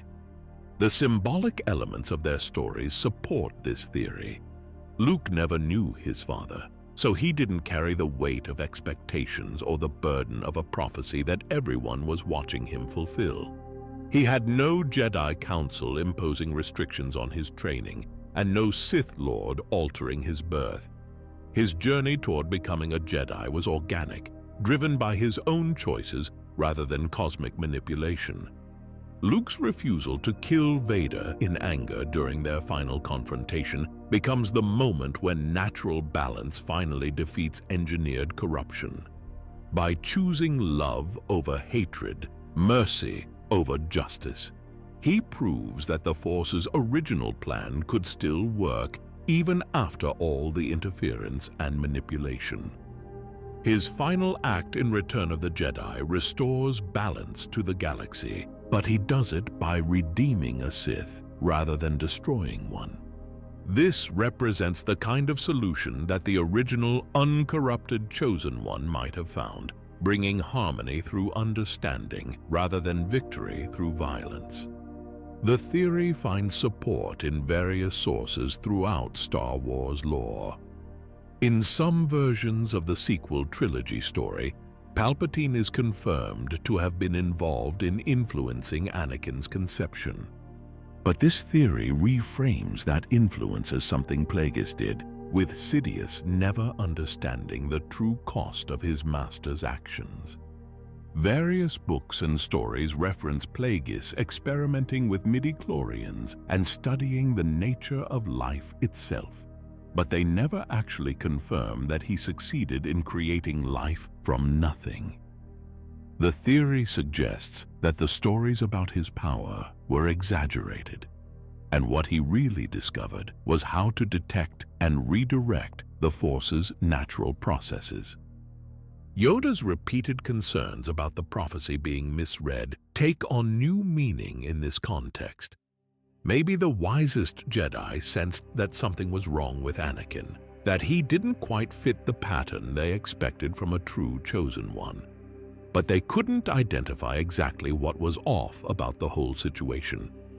The theory suggests that Plagueis' legacy wasn't immortality or ultimate power. It was a galaxy-wide failure that took decades to unfold. His tampering created a Chosen One who did eventually bring balance, but only after burning down everything that both Jedi and Sith had built over thousands of years. The Force had to essentially reboot its correction mechanism through Luke to finally restore the harmony it had originally planned. The entire Skywalker saga becomes a story of interrupted destiny, where the Force's natural plan was derailed by Sith interference, but eventually found a way to correct itself. This theory transforms our understanding of Anakin from a tragic hero who fell to the dark side into something more complex. He becomes a victim of cosmic manipulation, someone who was broken from birth by forces he never understood. His struggles with the dark side weren't just personal failings. They were the result of corruption that had been built into his very existence. It also changes how we see Luke's victory. He doesn't just succeed where his father failed. He succeeds despite the handicaps that his father was born with. Luke represents what Anakin could have been if the Force's original plan had been allowed to unfold naturally. The theory raises interesting questions about free will and destiny in the Star Wars universe. If the Force creates chosen ones to maintain balance, how much choice do these individuals really have? And if that process can be corrupted by outside interference, what does that say about the nature of cosmic justice? According to this theory, the answer lies in Luke's story. Even when destiny is corrupted, individuals still have the power to choose their own path. Luke's triumph comes from making the right choices despite not having the cosmic programming that was supposed to guide him. He becomes a chosen one through his actions rather than his birth. The theory also suggests that balance in the Force isn't about destroying evil or ensuring the victory of good. It's about finding harmony between opposing forces about transcending the conflict rather than winning it. Anakin brought balance through destruction, but Luke brought it through redemption. In the end, this theory paints the Skywalker saga as a cosmic comedy of errors, where one Sith Lord's attempt to cheat destiny accidentally created the very circumstances that would eventually restore the balance he was trying to prevent. Plagueis thought he was corrupting the Force's plan, but he might have actually set in motion the events that would lead to an even better outcome than the original design.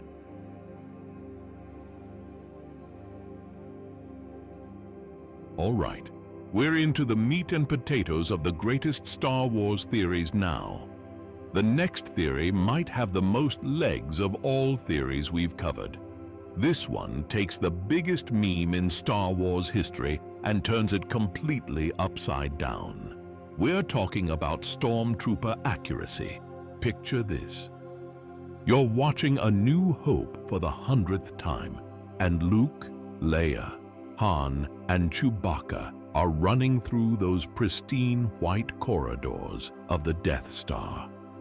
Blaster fire erupts from every direction. Sparks fly off the walls. The heroes duck and weave through a storm of red laser bolts. And somehow, not a single shot finds its target.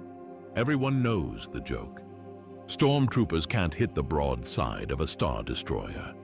They're the galaxy's worst shots, somehow missing main characters from 5 feet away while wearing advanced targeting systems.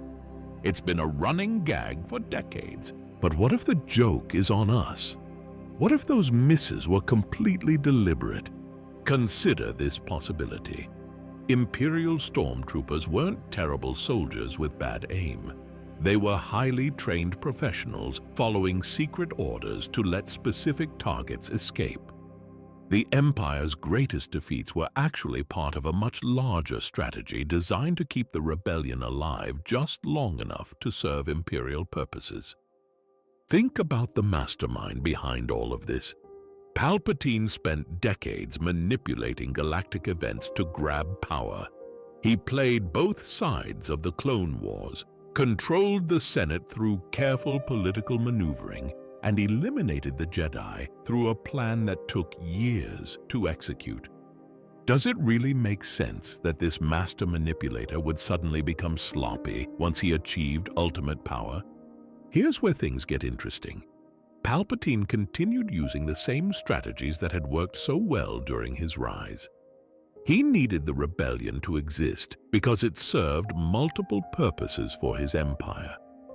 A visible enemy justified increased military spending, expanded imperial authority, and kept the population focused on external threats rather than internal oppression.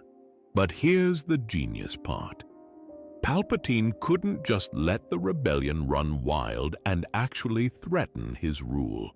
He needed to control them, to keep them strong enough to be useful, but weak enough to be manageable. The best way to do that was to let them win just enough small victories to keep them motivated while ensuring they never actually posed a serious threat to Imperial power.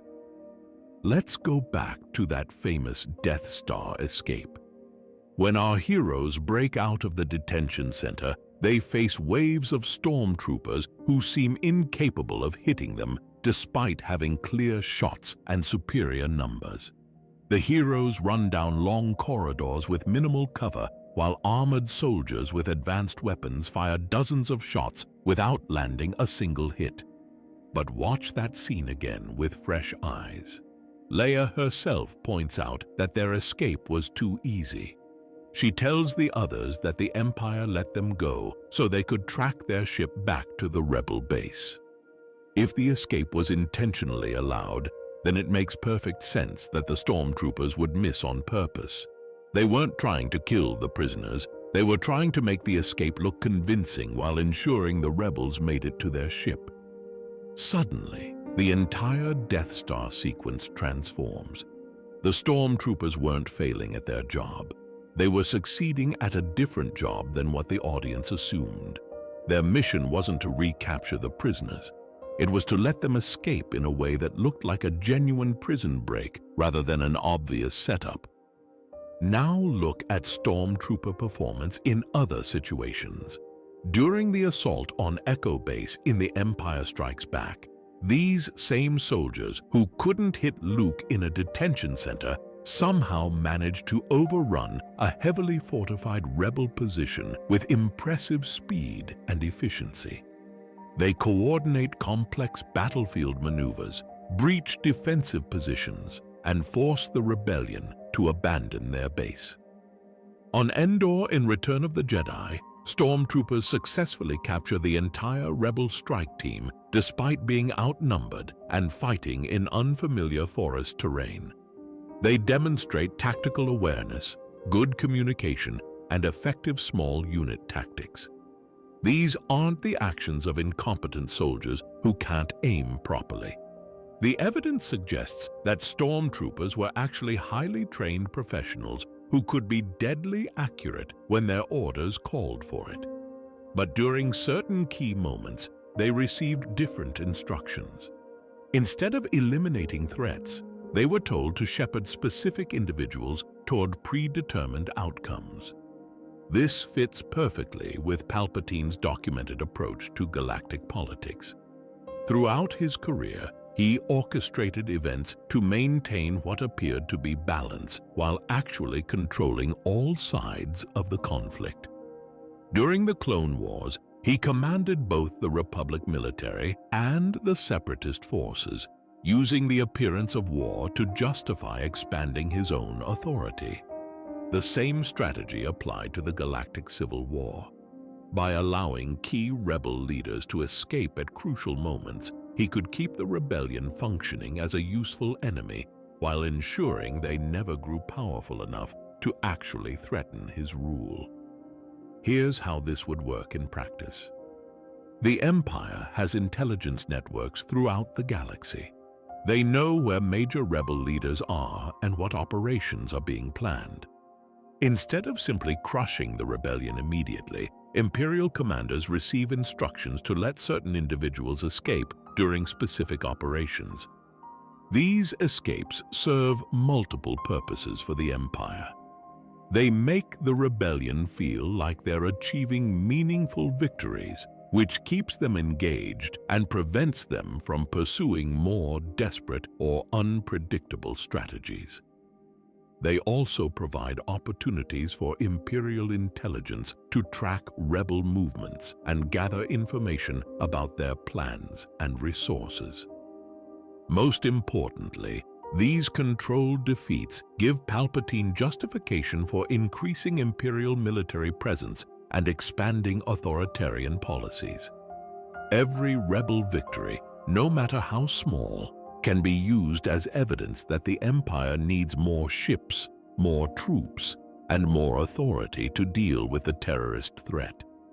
This strategy explains many of the Empire's seemingly inexplicable tactical decisions throughout the original trilogy. Why would Grand Moff Tarkin allow a small rebel force to attack the Death Star instead of simply jumping to hyperspace or launching a preemptive strike? Because the attack served Imperial purposes, even if it resulted in the station's destruction.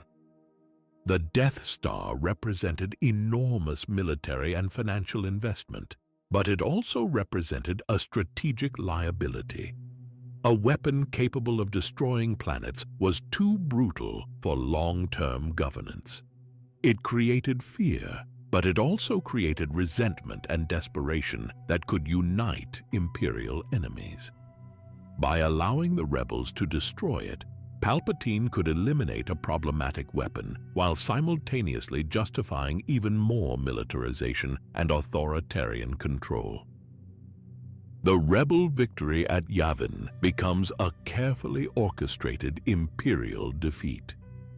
The Empire lost a superweapon, but they gained something potentially more valuable. They gained a rebellion that believed it could win, that would continue fighting instead of going underground or scattering to the far reaches of the galaxy. This controlled opposition strategy would also explain why the Empire seemed to know so much about rebel plans and movements throughout the war. If Imperial intelligence was deliberately allowing certain rebel leaders to escape, they could easily plant tracking devices or monitoring equipment during these fake defeats. The rebels would never suspect that their victories were being handed to them. The role of Darth Vader adds another layer to this scheme.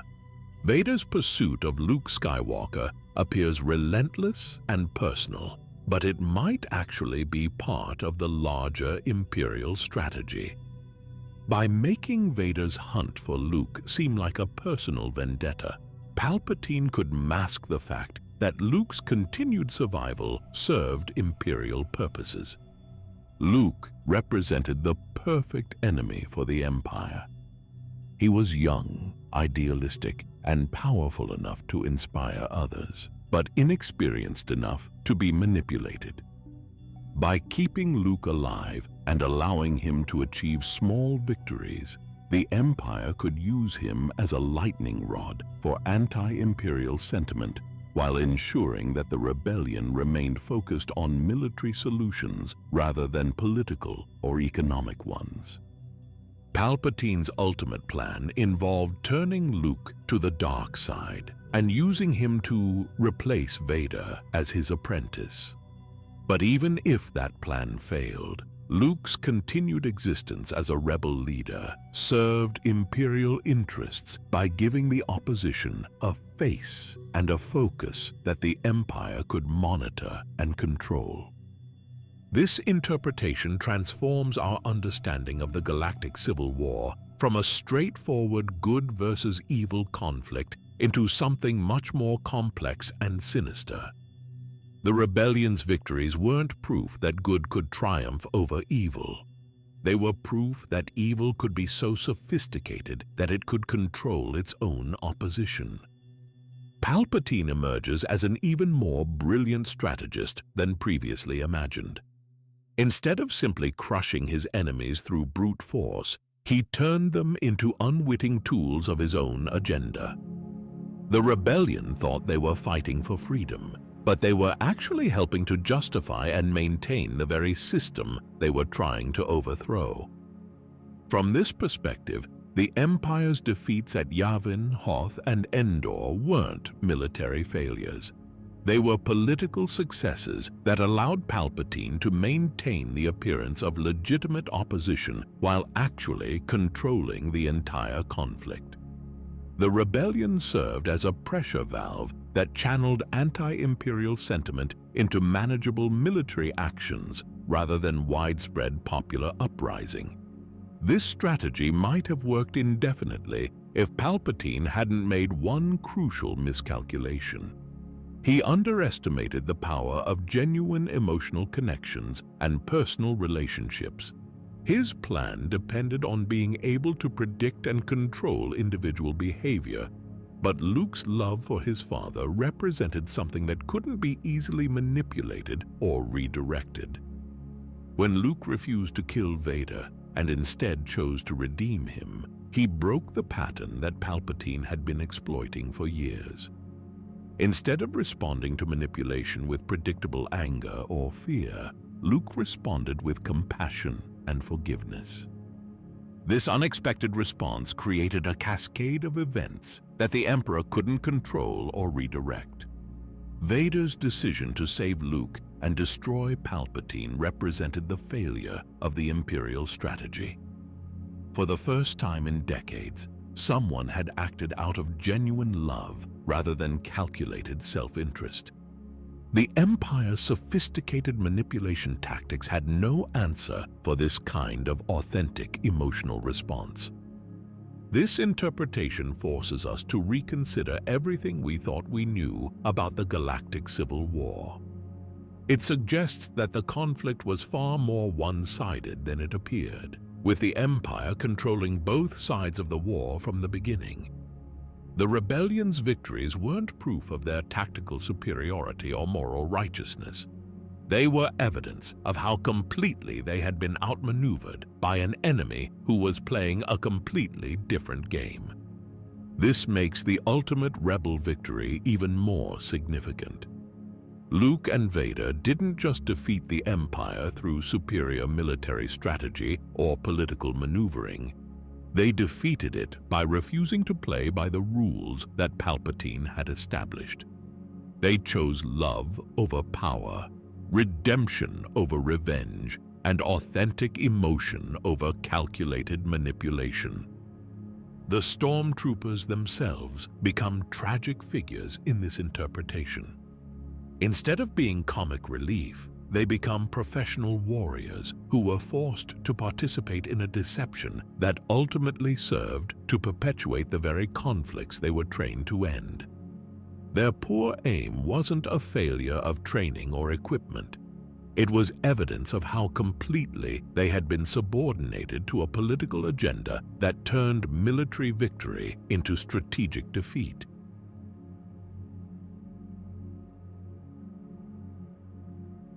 Now, we can't go any farther with the greatest Star Wars theories without going over the most popular theory out there. This, of course, is the theory of Jar Jar Binks being a Sith Lord. Sounds crazy? Here's the case. What if the most hated character in Star Wars history was actually the most dangerous? What if that bumbling, clumsy Gungan who annoyed audiences worldwide was secretly pulling the strings behind some of the most important events in the galaxy? Welcome to the Darth Jar Jar theory. Born from the brilliant minds of Reddit users, this idea suggests that Jar Jar Binks wasn't the comic relief we all thought he was. Instead, he was a master manipulator, a Sith Lord hiding in plain sight, using his seemingly innocent clumsiness to mask one of the most successful deceptions in galactic history. Picture Jar Jar Binks in your mind right now. Floppy ears, that distinctive voice, constantly tripping over his own feet. The character that made millions of fans cringe during The Phantom Menace. But what if all of that was an act? What if behind those big, innocent eyes was a calculating intelligence that helped orchestrate the fall of the Republic and the rise of the Empire? The beauty of this idea lies in its audacity. Nobody suspects the fool. Nobody watches the comic relief character for signs of hidden intelligence or secret agendas. Jar Jar could operate completely undetected because everyone, including the Jedi, dismissed him as harmless comic relief. Let's start with the most compelling piece of evidence. During the underwater sequence in The Phantom Menace, Qui-Gon, Obi-Wan, and Jar Jar are traveling through Naboo's ocean depths when they encounter a massive carnivorous fish. Just as this creature is about to devour their submarine, Jar Jar appears to faint from fear. He slumps over, seemingly unconscious. Then something remarkable happens. An even larger fish appears out of nowhere and devours their attacker, saving the day. When Jar Jar regains consciousness moments later, he's smacking his lips and looking suspiciously satisfied. The timing is too convenient to ignore. Could this be evidence of Force influence? Did Jar Jar somehow control or communicate with the sea creature that saved them? The lip-smacking suggests he experienced something during his unconscious state, possibly a psychic connection with the predator that came to their aid. This moment establishes a pattern that continues throughout the prequel trilogy. Jar Jar appears helpless and confused during dangerous situations, but somehow these situations always resolve in ways that benefit him and his companions. His survival rate is remarkably high for someone who seems completely incapable of taking care of himself. Think about all the life-threatening situations Jar Jar encounters during the prequels. He stumbles through battle zones, bumbles into political intrigue, and somehow emerges unscathed from encounters that would kill most people. Either he's the luckiest being in the galaxy, or he's using abilities that he's careful to keep hidden from everyone around him. The political aspects of this idea become even more intriguing when you examine Jar Jar's role in key galactic events. He doesn't just stumble into important political moments by accident. He's actively present during crucial decisions that shape the fate of the Republic. In Attack of the Clones, Jar Jar makes one of the most consequential political speeches in galactic history. Standing before the Galactic Senate, he proposes granting emergency powers to Chancellor Palpatine. This single action gives Palpatine the legal authority he needs to create the Grand Army of the Republic and begin his transformation from politician to emperor. But here's what makes this moment so suspicious. Jar Jar supposedly represents Naboo in Padmé's absence, but he's never shown any interest in politics before this moment. Suddenly, he's making eloquent speeches about emergency powers and constitutional authority. The bumbling fool, who can barely string together a coherent sentence, is now discussing complex legal frameworks. Watch that Senate scene again with fresh eyes. Jar Jar doesn't stumble through his speech the way he stumbles through everything else. He speaks clearly and persuasively, making exactly the right arguments to convince his fellow senators. This is either remarkable character growth or evidence that his previous incompetence was completely fabricated. The timing of this proposal is also incredibly convenient for Palpatine's plans. The Clone Wars are about to begin, and Palpatine needs emergency authority to respond to the crisis. Who better to make this proposal than a seemingly innocent representative who no one would suspect of hidden motives? Throughout the prequel trilogy, Jar Jar appears at crucial moments in galactic history. He's present when Qui-Gon and Obi-Wan first arrive on Naboo. He guides them to the underwater city and helps them reach Queen Amidala. He participates in the mission to Coruscant and witnesses Palpatine's political maneuvering firsthand. He's there when the Clone Wars begin and when emergency powers are granted. For a character who's supposedly just comic relief, Jar Jar has remarkable access to important people and events. He becomes friends with Anakin Skywalker, develops a relationship with Padmé Amidala, and somehow earns enough political trust to represent Naboo in the Galactic Senate. These aren't the achievements of a bumbling fool. They're the accomplishments of someone who's very good at making the right connections at the right time. The idea gains additional support when you consider the broader context of Palpatine's manipulation strategies.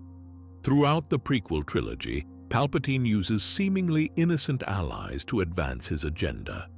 He presents himself as a reluctant leader who only accepts power when others insist he take it.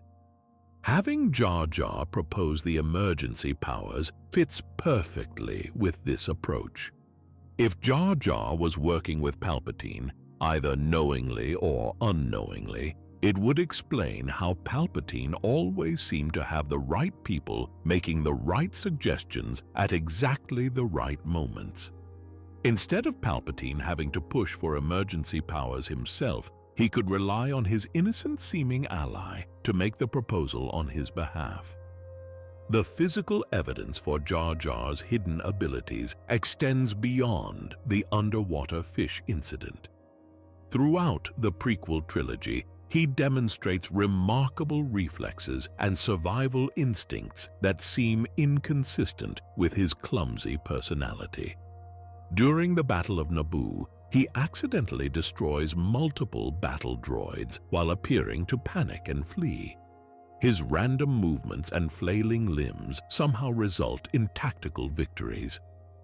Either Jar Jar is extraordinarily lucky, or his apparent accidents are actually calculated moves disguised as incompetence. Force users are known for their enhanced reflexes and ability to anticipate danger. Jar Jar's survival rate and accidental successes could be evidence of Force sensitivity that he's careful to keep hidden.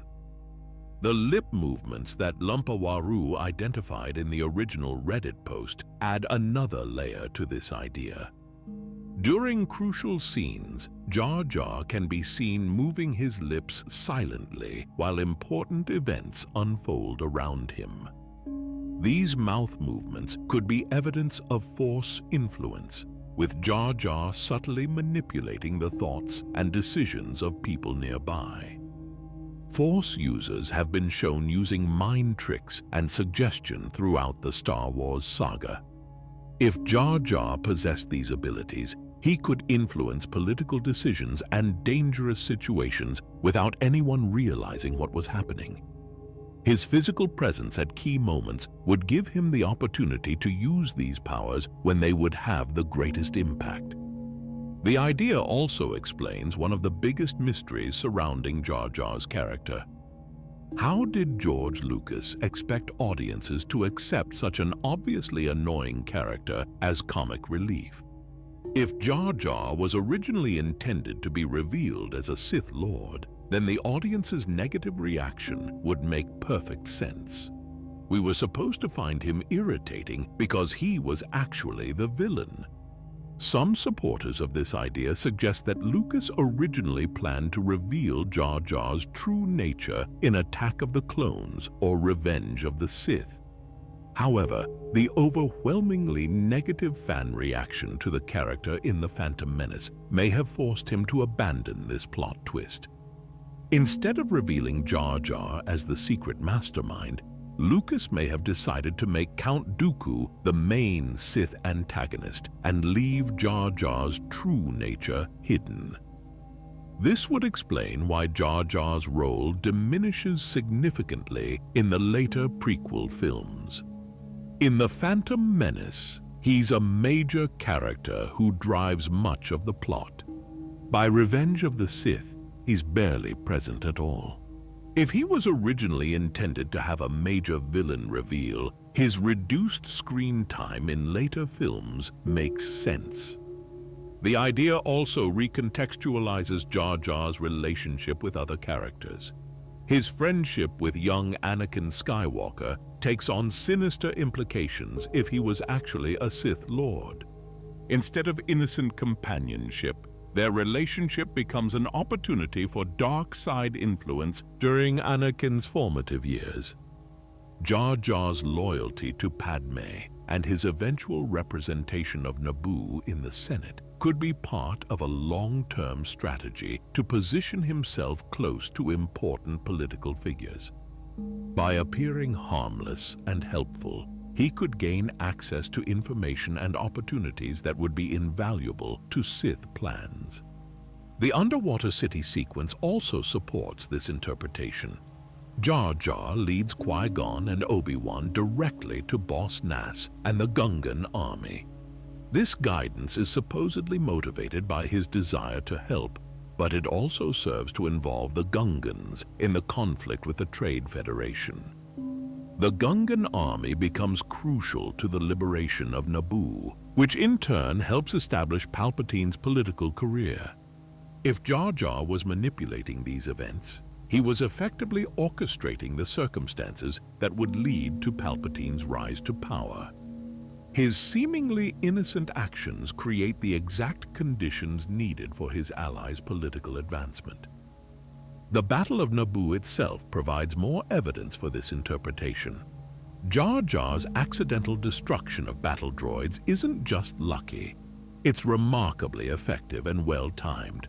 His random movements consistently result in tactical advantages for the Gungan forces. Either he's the most fortunate being in the galaxy, or he's using hidden abilities to influence the battle's outcome. Even his exile from Gungan society, which brings him to the surface where he meets the Jedi, could be part of a larger plan. Instead of genuine punishment for clumsiness, his banishment could be a cover story that positions him exactly where he needs to be to encounter Qui-Gon and Obi-Wan. The idea transforms Jar Jar from the most incompetent character in Star Wars into potentially the most competent. His apparent failures become evidence of masterful deception. His annoying personality becomes proof of brilliant strategy. His survival against impossible odds becomes confirmation of hidden power. If this interpretation is correct, then Jar Jar Binks accomplished something that no other Sith Lord in Star Wars history managed to achieve. He operated completely undetected for years, influenced crucial galactic events, and helped orchestrate the fall of the Jedi Order without anyone suspecting his true nature. He would be the most successful Sith Lord of all time, hiding in plain sight while the galaxy burned around him.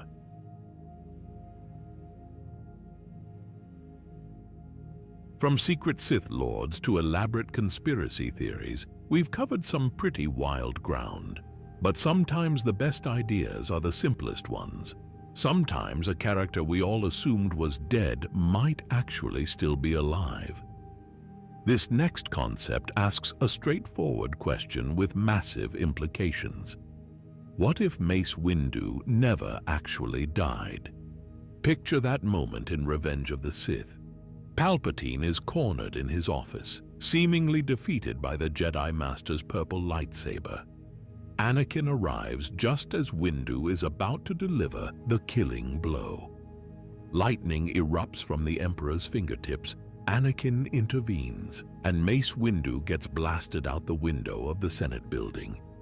We watch him fall into the Coruscant night, apparently dead. But here's the thing about Star Wars. Characters have a habit of surviving falls that should kill them. Darth Maul got cut in half and fell down a reactor shaft, only to return years later with robot legs and an unquenchable thirst for revenge.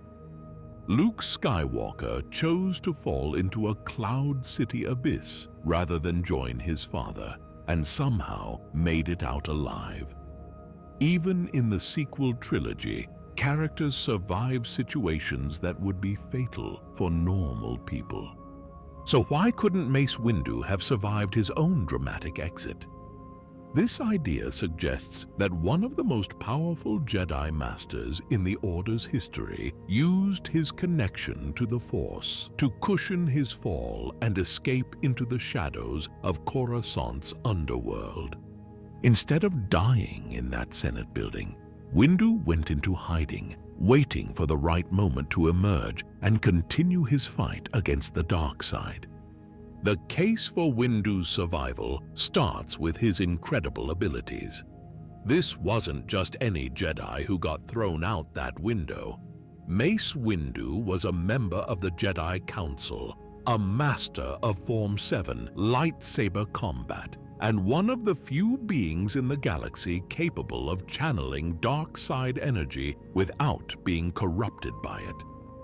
His Vapad fighting style literally fed off the darkness in his opponents, turning their own aggression against them. A Jedi Master of Windu's caliber would have extraordinary reflexes and force sensitivity. The moment he felt Palpatine's lightning coursing through his body, he would have had options. He could have used the Force to slow his fall, redirect his trajectory toward a speeder lane or building ledge, or even influence nearby air traffic to break his descent. Remember, this is the same character who single-handedly defeated Jango Fett, one of the most dangerous bounty hunters in the galaxy. He led clone troopers into battle during the Clone Wars and survived countless life-threatening situations. His combat experience and survival instincts would have kicked in the moment he realized he was falling. The physics of his fall also support this idea. Coruscant isn't just a planet with buildings on it. It's a city planet with traffic lanes at multiple levels, maintenance platforms, and countless structures that could break a fall. The Senate building sits in the middle of the most densely developed area of the most technologically advanced world in the galaxy. If anyone could survive a fall in this environment, it would be a force-sensitive individual with years of combat training. But the strongest evidence for this concept might come from outside the movies themselves. Samuel L. Jackson, the actor who brought Mace Windu to life, has repeatedly stated his belief that the character survived. In interviews, Jackson has pointed out that Jedi have survived similar situations throughout Star Wars history. He's even suggested that his character could return in future films or shows. While actor opinions don't determine official canon, Jackson's perspective carries weight because he understands the character better than almost anyone. He spent months embodying Windu during the prequel trilogy, developing the character's fighting style and personality. If Jackson believes Windu could have survived, there might be something to the idea. The timing of Windu's apparent death also creates interesting possibilities for his survival. Order 66 was executed across the galaxy, but it primarily targeted Jedi who were with clone trooper units. Windu was alone on Coruscant when he fell, which means he wouldn't have faced immediate pursuit by clone soldiers programmed to kill Jedi. If he survived the fall and managed to disappear into Coruscant's lower levels, he would have had time to recover and plan his next moves. The chaos following Palpatine's transformation into Emperor would have provided cover for a Jedi trying to escape detection. With billions of beings on Coruscant and countless hiding places in the planet's depths, a skilled Jedi could remain hidden indefinitely. This scenario opens up fascinating questions about what Windu would have done during the dark years of Imperial rule. Unlike other surviving Jedi who went into complete exile, Windu's personality suggests he would have remained active in opposing the Empire. He was never content to sit on the sidelines when evil threatened the galaxy. During the Imperial era, Windu could have operated as a one-man resistance cell, using his skills to disrupt Imperial operations and protect innocent people. His mastery of Vapad would have made him particularly effective against dark side users like Imperial Inquisitors. He could have been the ghost in the machine, the mysterious force that Imperials couldn't identify or track. The idea becomes even more intriguing when you consider potential encounters with other characters from the original trilogy era. What if Windu crossed paths with early rebel leaders? What if he encountered surviving Jedi like Obi-Wan or Yoda? These meetings could have shaped the development of the rebellion in ways we never knew about. Most compelling of all is the possibility of a confrontation between Windu and Darth Vader. Anakin's betrayal in Palpatine's office was the moment that cemented his fall to the dark side. Meeting Windu again would force Vader to confront the consequences of that choice in a very personal way. Windu was one of the few Jedi who never fully trusted Anakin, even before his fall. He sensed the darkness within the young Jedi and consistently argued against granting him additional responsibilities or training. A reunion between these characters would be loaded with tension and unresolved conflict. From Vader's perspective, encountering Windu would be a reminder of everything he had lost and betrayed. Windu represented the Jedi Order at its most disciplined and uncompromising. Seeing him again would force Vader to confront the reality that his choices had consequences beyond just his own transformation. For Windu, meeting Vader would represent both a failure and an opportunity. He failed to stop Anakin's fall, but he might have a chance to correct that mistake. However, Windu's personality suggests he would be more likely to try destroying Vader than redeeming him. Unlike Luke, Windu wasn't known for his compassion toward fallen Jedi. This potential confrontation raises questions about Windu's role in the larger galactic conflict. Would he support the Rebel Alliance, or would he pursue his own agenda? His experiences during the fall of the Republic might have left him skeptical of large organizations and political movements. Windu might emerge from hiding not to join the rebellion, but to create his own resistance movement focused specifically on hunting down surviving Sith and dark side users. His approach would likely be more direct and violent than the rebellion's political and military strategies. The concept also creates possibilities for exploring the aftermath of the Empire's fall. If Windu survived through the original trilogy period, he could play a role in the New Republic era. His experiences during the prequel era would give him unique insights into the political mistakes that led to the Republic's downfall. However, Windu's survival would also create complications for the established Star Wars timeline. His presence during key events would raise questions about why he didn't intervene in crucial moments. If he was alive during the Battle of Yavin or the confrontation at Endor, why didn't he help the rebels? One explanation might be that Windu was dealing with his own mission during these events. Perhaps he was tracking down other Sith Lords or Imperial dark side users while the rebellion fought their own battles. His war against the dark side might have been separate from the larger galactic conflict. Another possibility is that Windu was injured or weakened by his fall and subsequent years in hiding. He might have been slowly recovering his strength while waiting for the right moment to reveal himself. The fall from the Senate building could have left him with lasting injuries that limited his abilities for years. The psychological impact of witnessing the Jedi Order's destruction would also affect Windu's actions. He was one of the most dedicated members of the Council, and watching his fellow Jedi get betrayed and murdered would have been traumatic.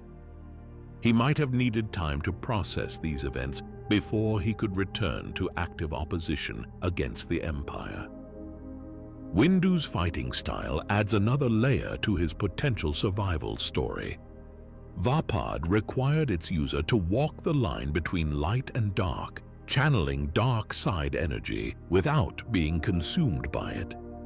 Using this technique against Palpatine might have changed Windu in subtle ways, requiring him to spend years rebalancing his connection to the Force. The concept of Windu's survival also fits with broader themes in Star Wars about redemption and second chances. Characters throughout the saga get opportunities to correct past mistakes and find new purposes. Windu's return could represent his chance to learn from the failures that led to the Jedi Order's destruction. If he survived, Windu would have had decades to reflect on the Order's mistakes during the prequel era. He might emerge from hiding with new perspectives on Jedi training, political involvement, and the balance between light and dark sides of the Force. His return could also serve as a bridge between the prequel and sequel eras, providing continuity and wisdom from the old Jedi Order while helping to establish new approaches for future generations of Force users. Windu could become a mentor figure who helps guide the rebuilding of the Jedi while avoiding the mistakes that doomed the previous order. The idea of Mace Windu's survival transforms him from a tragic victim of Palpatine's rise to power into a long-term player in the galactic struggle between light and dark. Instead of dying as a symbol of the Jedi Order's fall, he becomes a symbol of its potential for adaptation and renewal. Whether or not this concept ever becomes official Star Wars canon, It demonstrates the enduring appeal of characters who refuse to give up in the face of overwhelming odds. Windu's potential survival represents hope that even the darkest moments can be overcome, and that true heroes find ways to continue fighting regardless of the obstacles they face.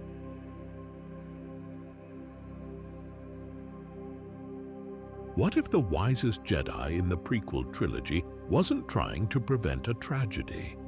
What if he was orchestrating one because he knew it was the only way to save the galaxy? Our next theory suggests that Qui-Gon Jinn saw exactly what Anakin Skywalker would become.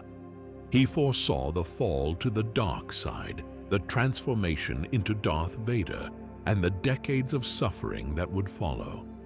And instead of trying to prevent it, he made sure it happened exactly as the Force intended. According to this idea, Qui-Gon wasn't the rogue Jedi who made a critical mistake by insisting on Anakin's training. He was the only Jedi wise enough to understand that some destinies can't be changed, only guided toward their proper conclusion. Qui-Gon's defining characteristic was his deep connection to what he called the living Force. While other Jedi focused on ancient texts, rigid codes, and political structures, Qui-Gon trusted his instincts and followed what the Force was telling him in the present moment. This approach made him seem rebellious to the Jedi Council, but it also gave him insights that more traditional Jedi couldn't access. The living Force isn't about predicting specific future events. It's about understanding the natural flow of cosmic energy and recognizing when that flow is moving toward a necessary change. Qui-Gon could sense that the galaxy was heading toward a massive rebalancing, and he understood that Anakin was the key to that process. When Qui-Gon discovered Anakin on Tatooine, he immediately recognized the boy's importance. But this theory suggests he saw more than just raw potential or midi-chlorians readings. He saw the entire arc that Anakin's life would follow, including the dark chapters that would come later. The ancient prophecy spoke of a chosen one who would bring balance to the Force. Most Jedi interpreted this to mean that the chosen one would destroy the Sith and restore light side dominance across the galaxy. But Qui-Gon understood that true balance requires both light and dark elements working in harmony. If the Jedi had simply defeated the Sith through traditional means, the imbalance would have remained. Light would dominate dark, creating an unnatural state where the Force couldn't flow freely. The galaxy needed someone who could experience both extremes and find a way to synthesize them into something new. Anakin's journey through darkness wasn't a deviation from his destiny as the chosen one. It was the essential first step in fulfilling that destiny. Only by walking the path of the Sith could he understand what needed to be destroyed. Only by experiencing the corruption of absolute power could he learn to reject it. This interpretation explains why Qui-Gon was so insistent on training Anakin despite the obvious warning signs.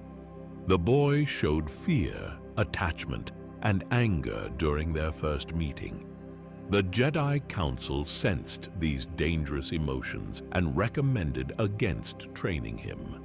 But Qui-Gon pushed forward anyway, knowing that Anakin's emotional nature was crucial to his ultimate purpose. Traditional Jedi training focused on suppressing emotions and avoiding attachments. This approach might have worked for maintaining the status quo, but it couldn't produce the kind of transformation that the galaxy needed. Anakin had to feel deeply, love passionately, and experience loss completely in order to become the catalyst for cosmic change. Qui-Gon's death on Naboo takes on new meaning in this context. Instead of being a tragic accident that prevented the right mentor from training Anakin, It becomes a carefully orchestrated transition. Qui-Gon knew that he wouldn't survive to see Anakin's training completed, and he accepted this as part of the larger plan. By dying when he did, Qui-Gon ensured that Anakin would be trained by Obi-Wan Kenobi. This wasn't a second-choice solution. It was exactly what needed to happen. Obi-Wan's rigid adherence to Jedi principles and his own emotional issues would create the perfect conditions for Anakin's eventual crisis. Obi-Wan loved Anakin like a brother, but he also feared Anakin's power and tried to control his emotional development. This created tension and resentment that would eventually contribute to Anakin's fall. Qui-Gon could have predicted this outcome and chosen it deliberately because it served the larger purpose. The theory gains additional support from Qui-Gon's unique achievement in becoming the first Force ghost in known Jedi history. This ability required a level of understanding about life, death, and the Force that went far beyond traditional Jedi teachings. Qui-Gon discovered how to retain his consciousness after physical death, suggesting that he had insights into cosmic mechanics that other Jedi lacked. His ability to communicate with Yoda and Obi-Wan from beyond death implies that he continued to guide events even after his physical form was destroyed. Throughout the Clone Wars and the dark years of Imperial rule, Qui-Gon's spirit could have been working behind the scenes to ensure that Anakin's story unfolded according to the cosmic plan. This doesn't mean that Qui-Gon was manipulating events directly. Instead, he might have been providing subtle guidance to key individuals at crucial moments. A whispered suggestion here, a moment of clarity there, just enough influence to keep the galaxy moving toward its inevitable rebalancing. When Anakin finally fell to the dark side and became Darth Vader, he fulfilled exactly the role that Qui-Gon had foreseen. Vader's reign of terror served multiple purposes in the cosmic balance. He helped destroy the corrupt Republic and the rigid Jedi Order, clearing away institutions that had lost sight of their original purposes. But Vader also preserved crucial elements that would be needed for the galaxy's eventual renewal. He kept Luke and Leia alive, either consciously or unconsciously, ensuring that the next generation would have the tools needed to complete the rebalancing process. His own internal struggle between light and dark became the template for the synthesis that the galaxy required. The destruction of both the Jedi Order and the Sith represented the kind of radical reset that Qui-Gon had seen coming. Neither institution could adapt to what the galaxy needed. They were too locked into their opposing philosophies, too committed to eternal conflict. Only by eliminating both could the Force create space for something new to emerge. Anakin's redemption in Return of the Jedi represents the completion of the arc that Qui-Gon had set in motion decades earlier. When Vader chose to save Luke and destroy Palpatine, he finally achieved the balance that the prophecy had promised. He had experienced the full spectrum of Force connection, from innocent child to devoted Jedi, to corrupted Sith, to redeemed father. Luke's role in this process was equally important. He represented the next evolution of Force sensitivity, someone who could learn from the failures of both Jedi and Sith without being trapped by either philosophy. His compassion for his father demonstrated the kind of emotional engagement that the old Jedi Order had feared, but which was actually necessary for true balance. The symbolic patterns throughout the saga support this interpretation. Qui-Gon's advice to young Anakin was simple but crucial. Feel, don't think. Trust your instincts. This guidance created the foundation for Anakin's entire approach to the Force, including both his greatest successes and his most terrible failures. Throughout his life, Anakin struggled with the conflict between feeling and thinking, between following his heart and obeying Jedi teachings. This internal tension was exactly what drove him toward the dark side, but it was also what eventually allowed him to find his way back to the light. When Anakin killed Count Dooku in Revenge of the Sith, he was echoing the violence that had claimed Qui-Gon's life years earlier. The cycle of violence and revenge that began on Naboo was finally being completed, but in a way that would lead to ultimate redemption rather than perpetual conflict. The theory transforms our understanding of Qui-Gon from a wise but doomed mentor into something much more significant. He becomes the true architect of the entire saga, the one person who saw the full scope of what needed to happen and had the courage to set it in motion. This required incredible personal sacrifice. Qui-Gon had to accept his own death, watch his beloved apprentice suffer through years of conflict and corruption, and trust that a plan spanning decades would eventually reach its intended conclusion. He had to believe in balance even when everything around him suggested that darkness was winning. His faith in the living force made him the first Jedi to truly embrace fate instead of fighting against it. While other Jedi tried to control events through political maneuvering and military action, Qui-Gon understood that some changes have to come from within the cosmic order itself. The tragedy of Anakin Skywalker becomes something much more complex when viewed through this lens. His fall wasn't a personal failure or a victory for evil. It was a necessary step in a larger process of transformation that would ultimately benefit the entire galaxy. This doesn't diminish the suffering that Anakin's choices caused. The pain experienced by Luke, Leia, Padme, and countless other victims was real and terrible. But it suggests that this suffering served a purpose beyond just creating drama for the audience. It was the price that had to be paid for genuine cosmic change.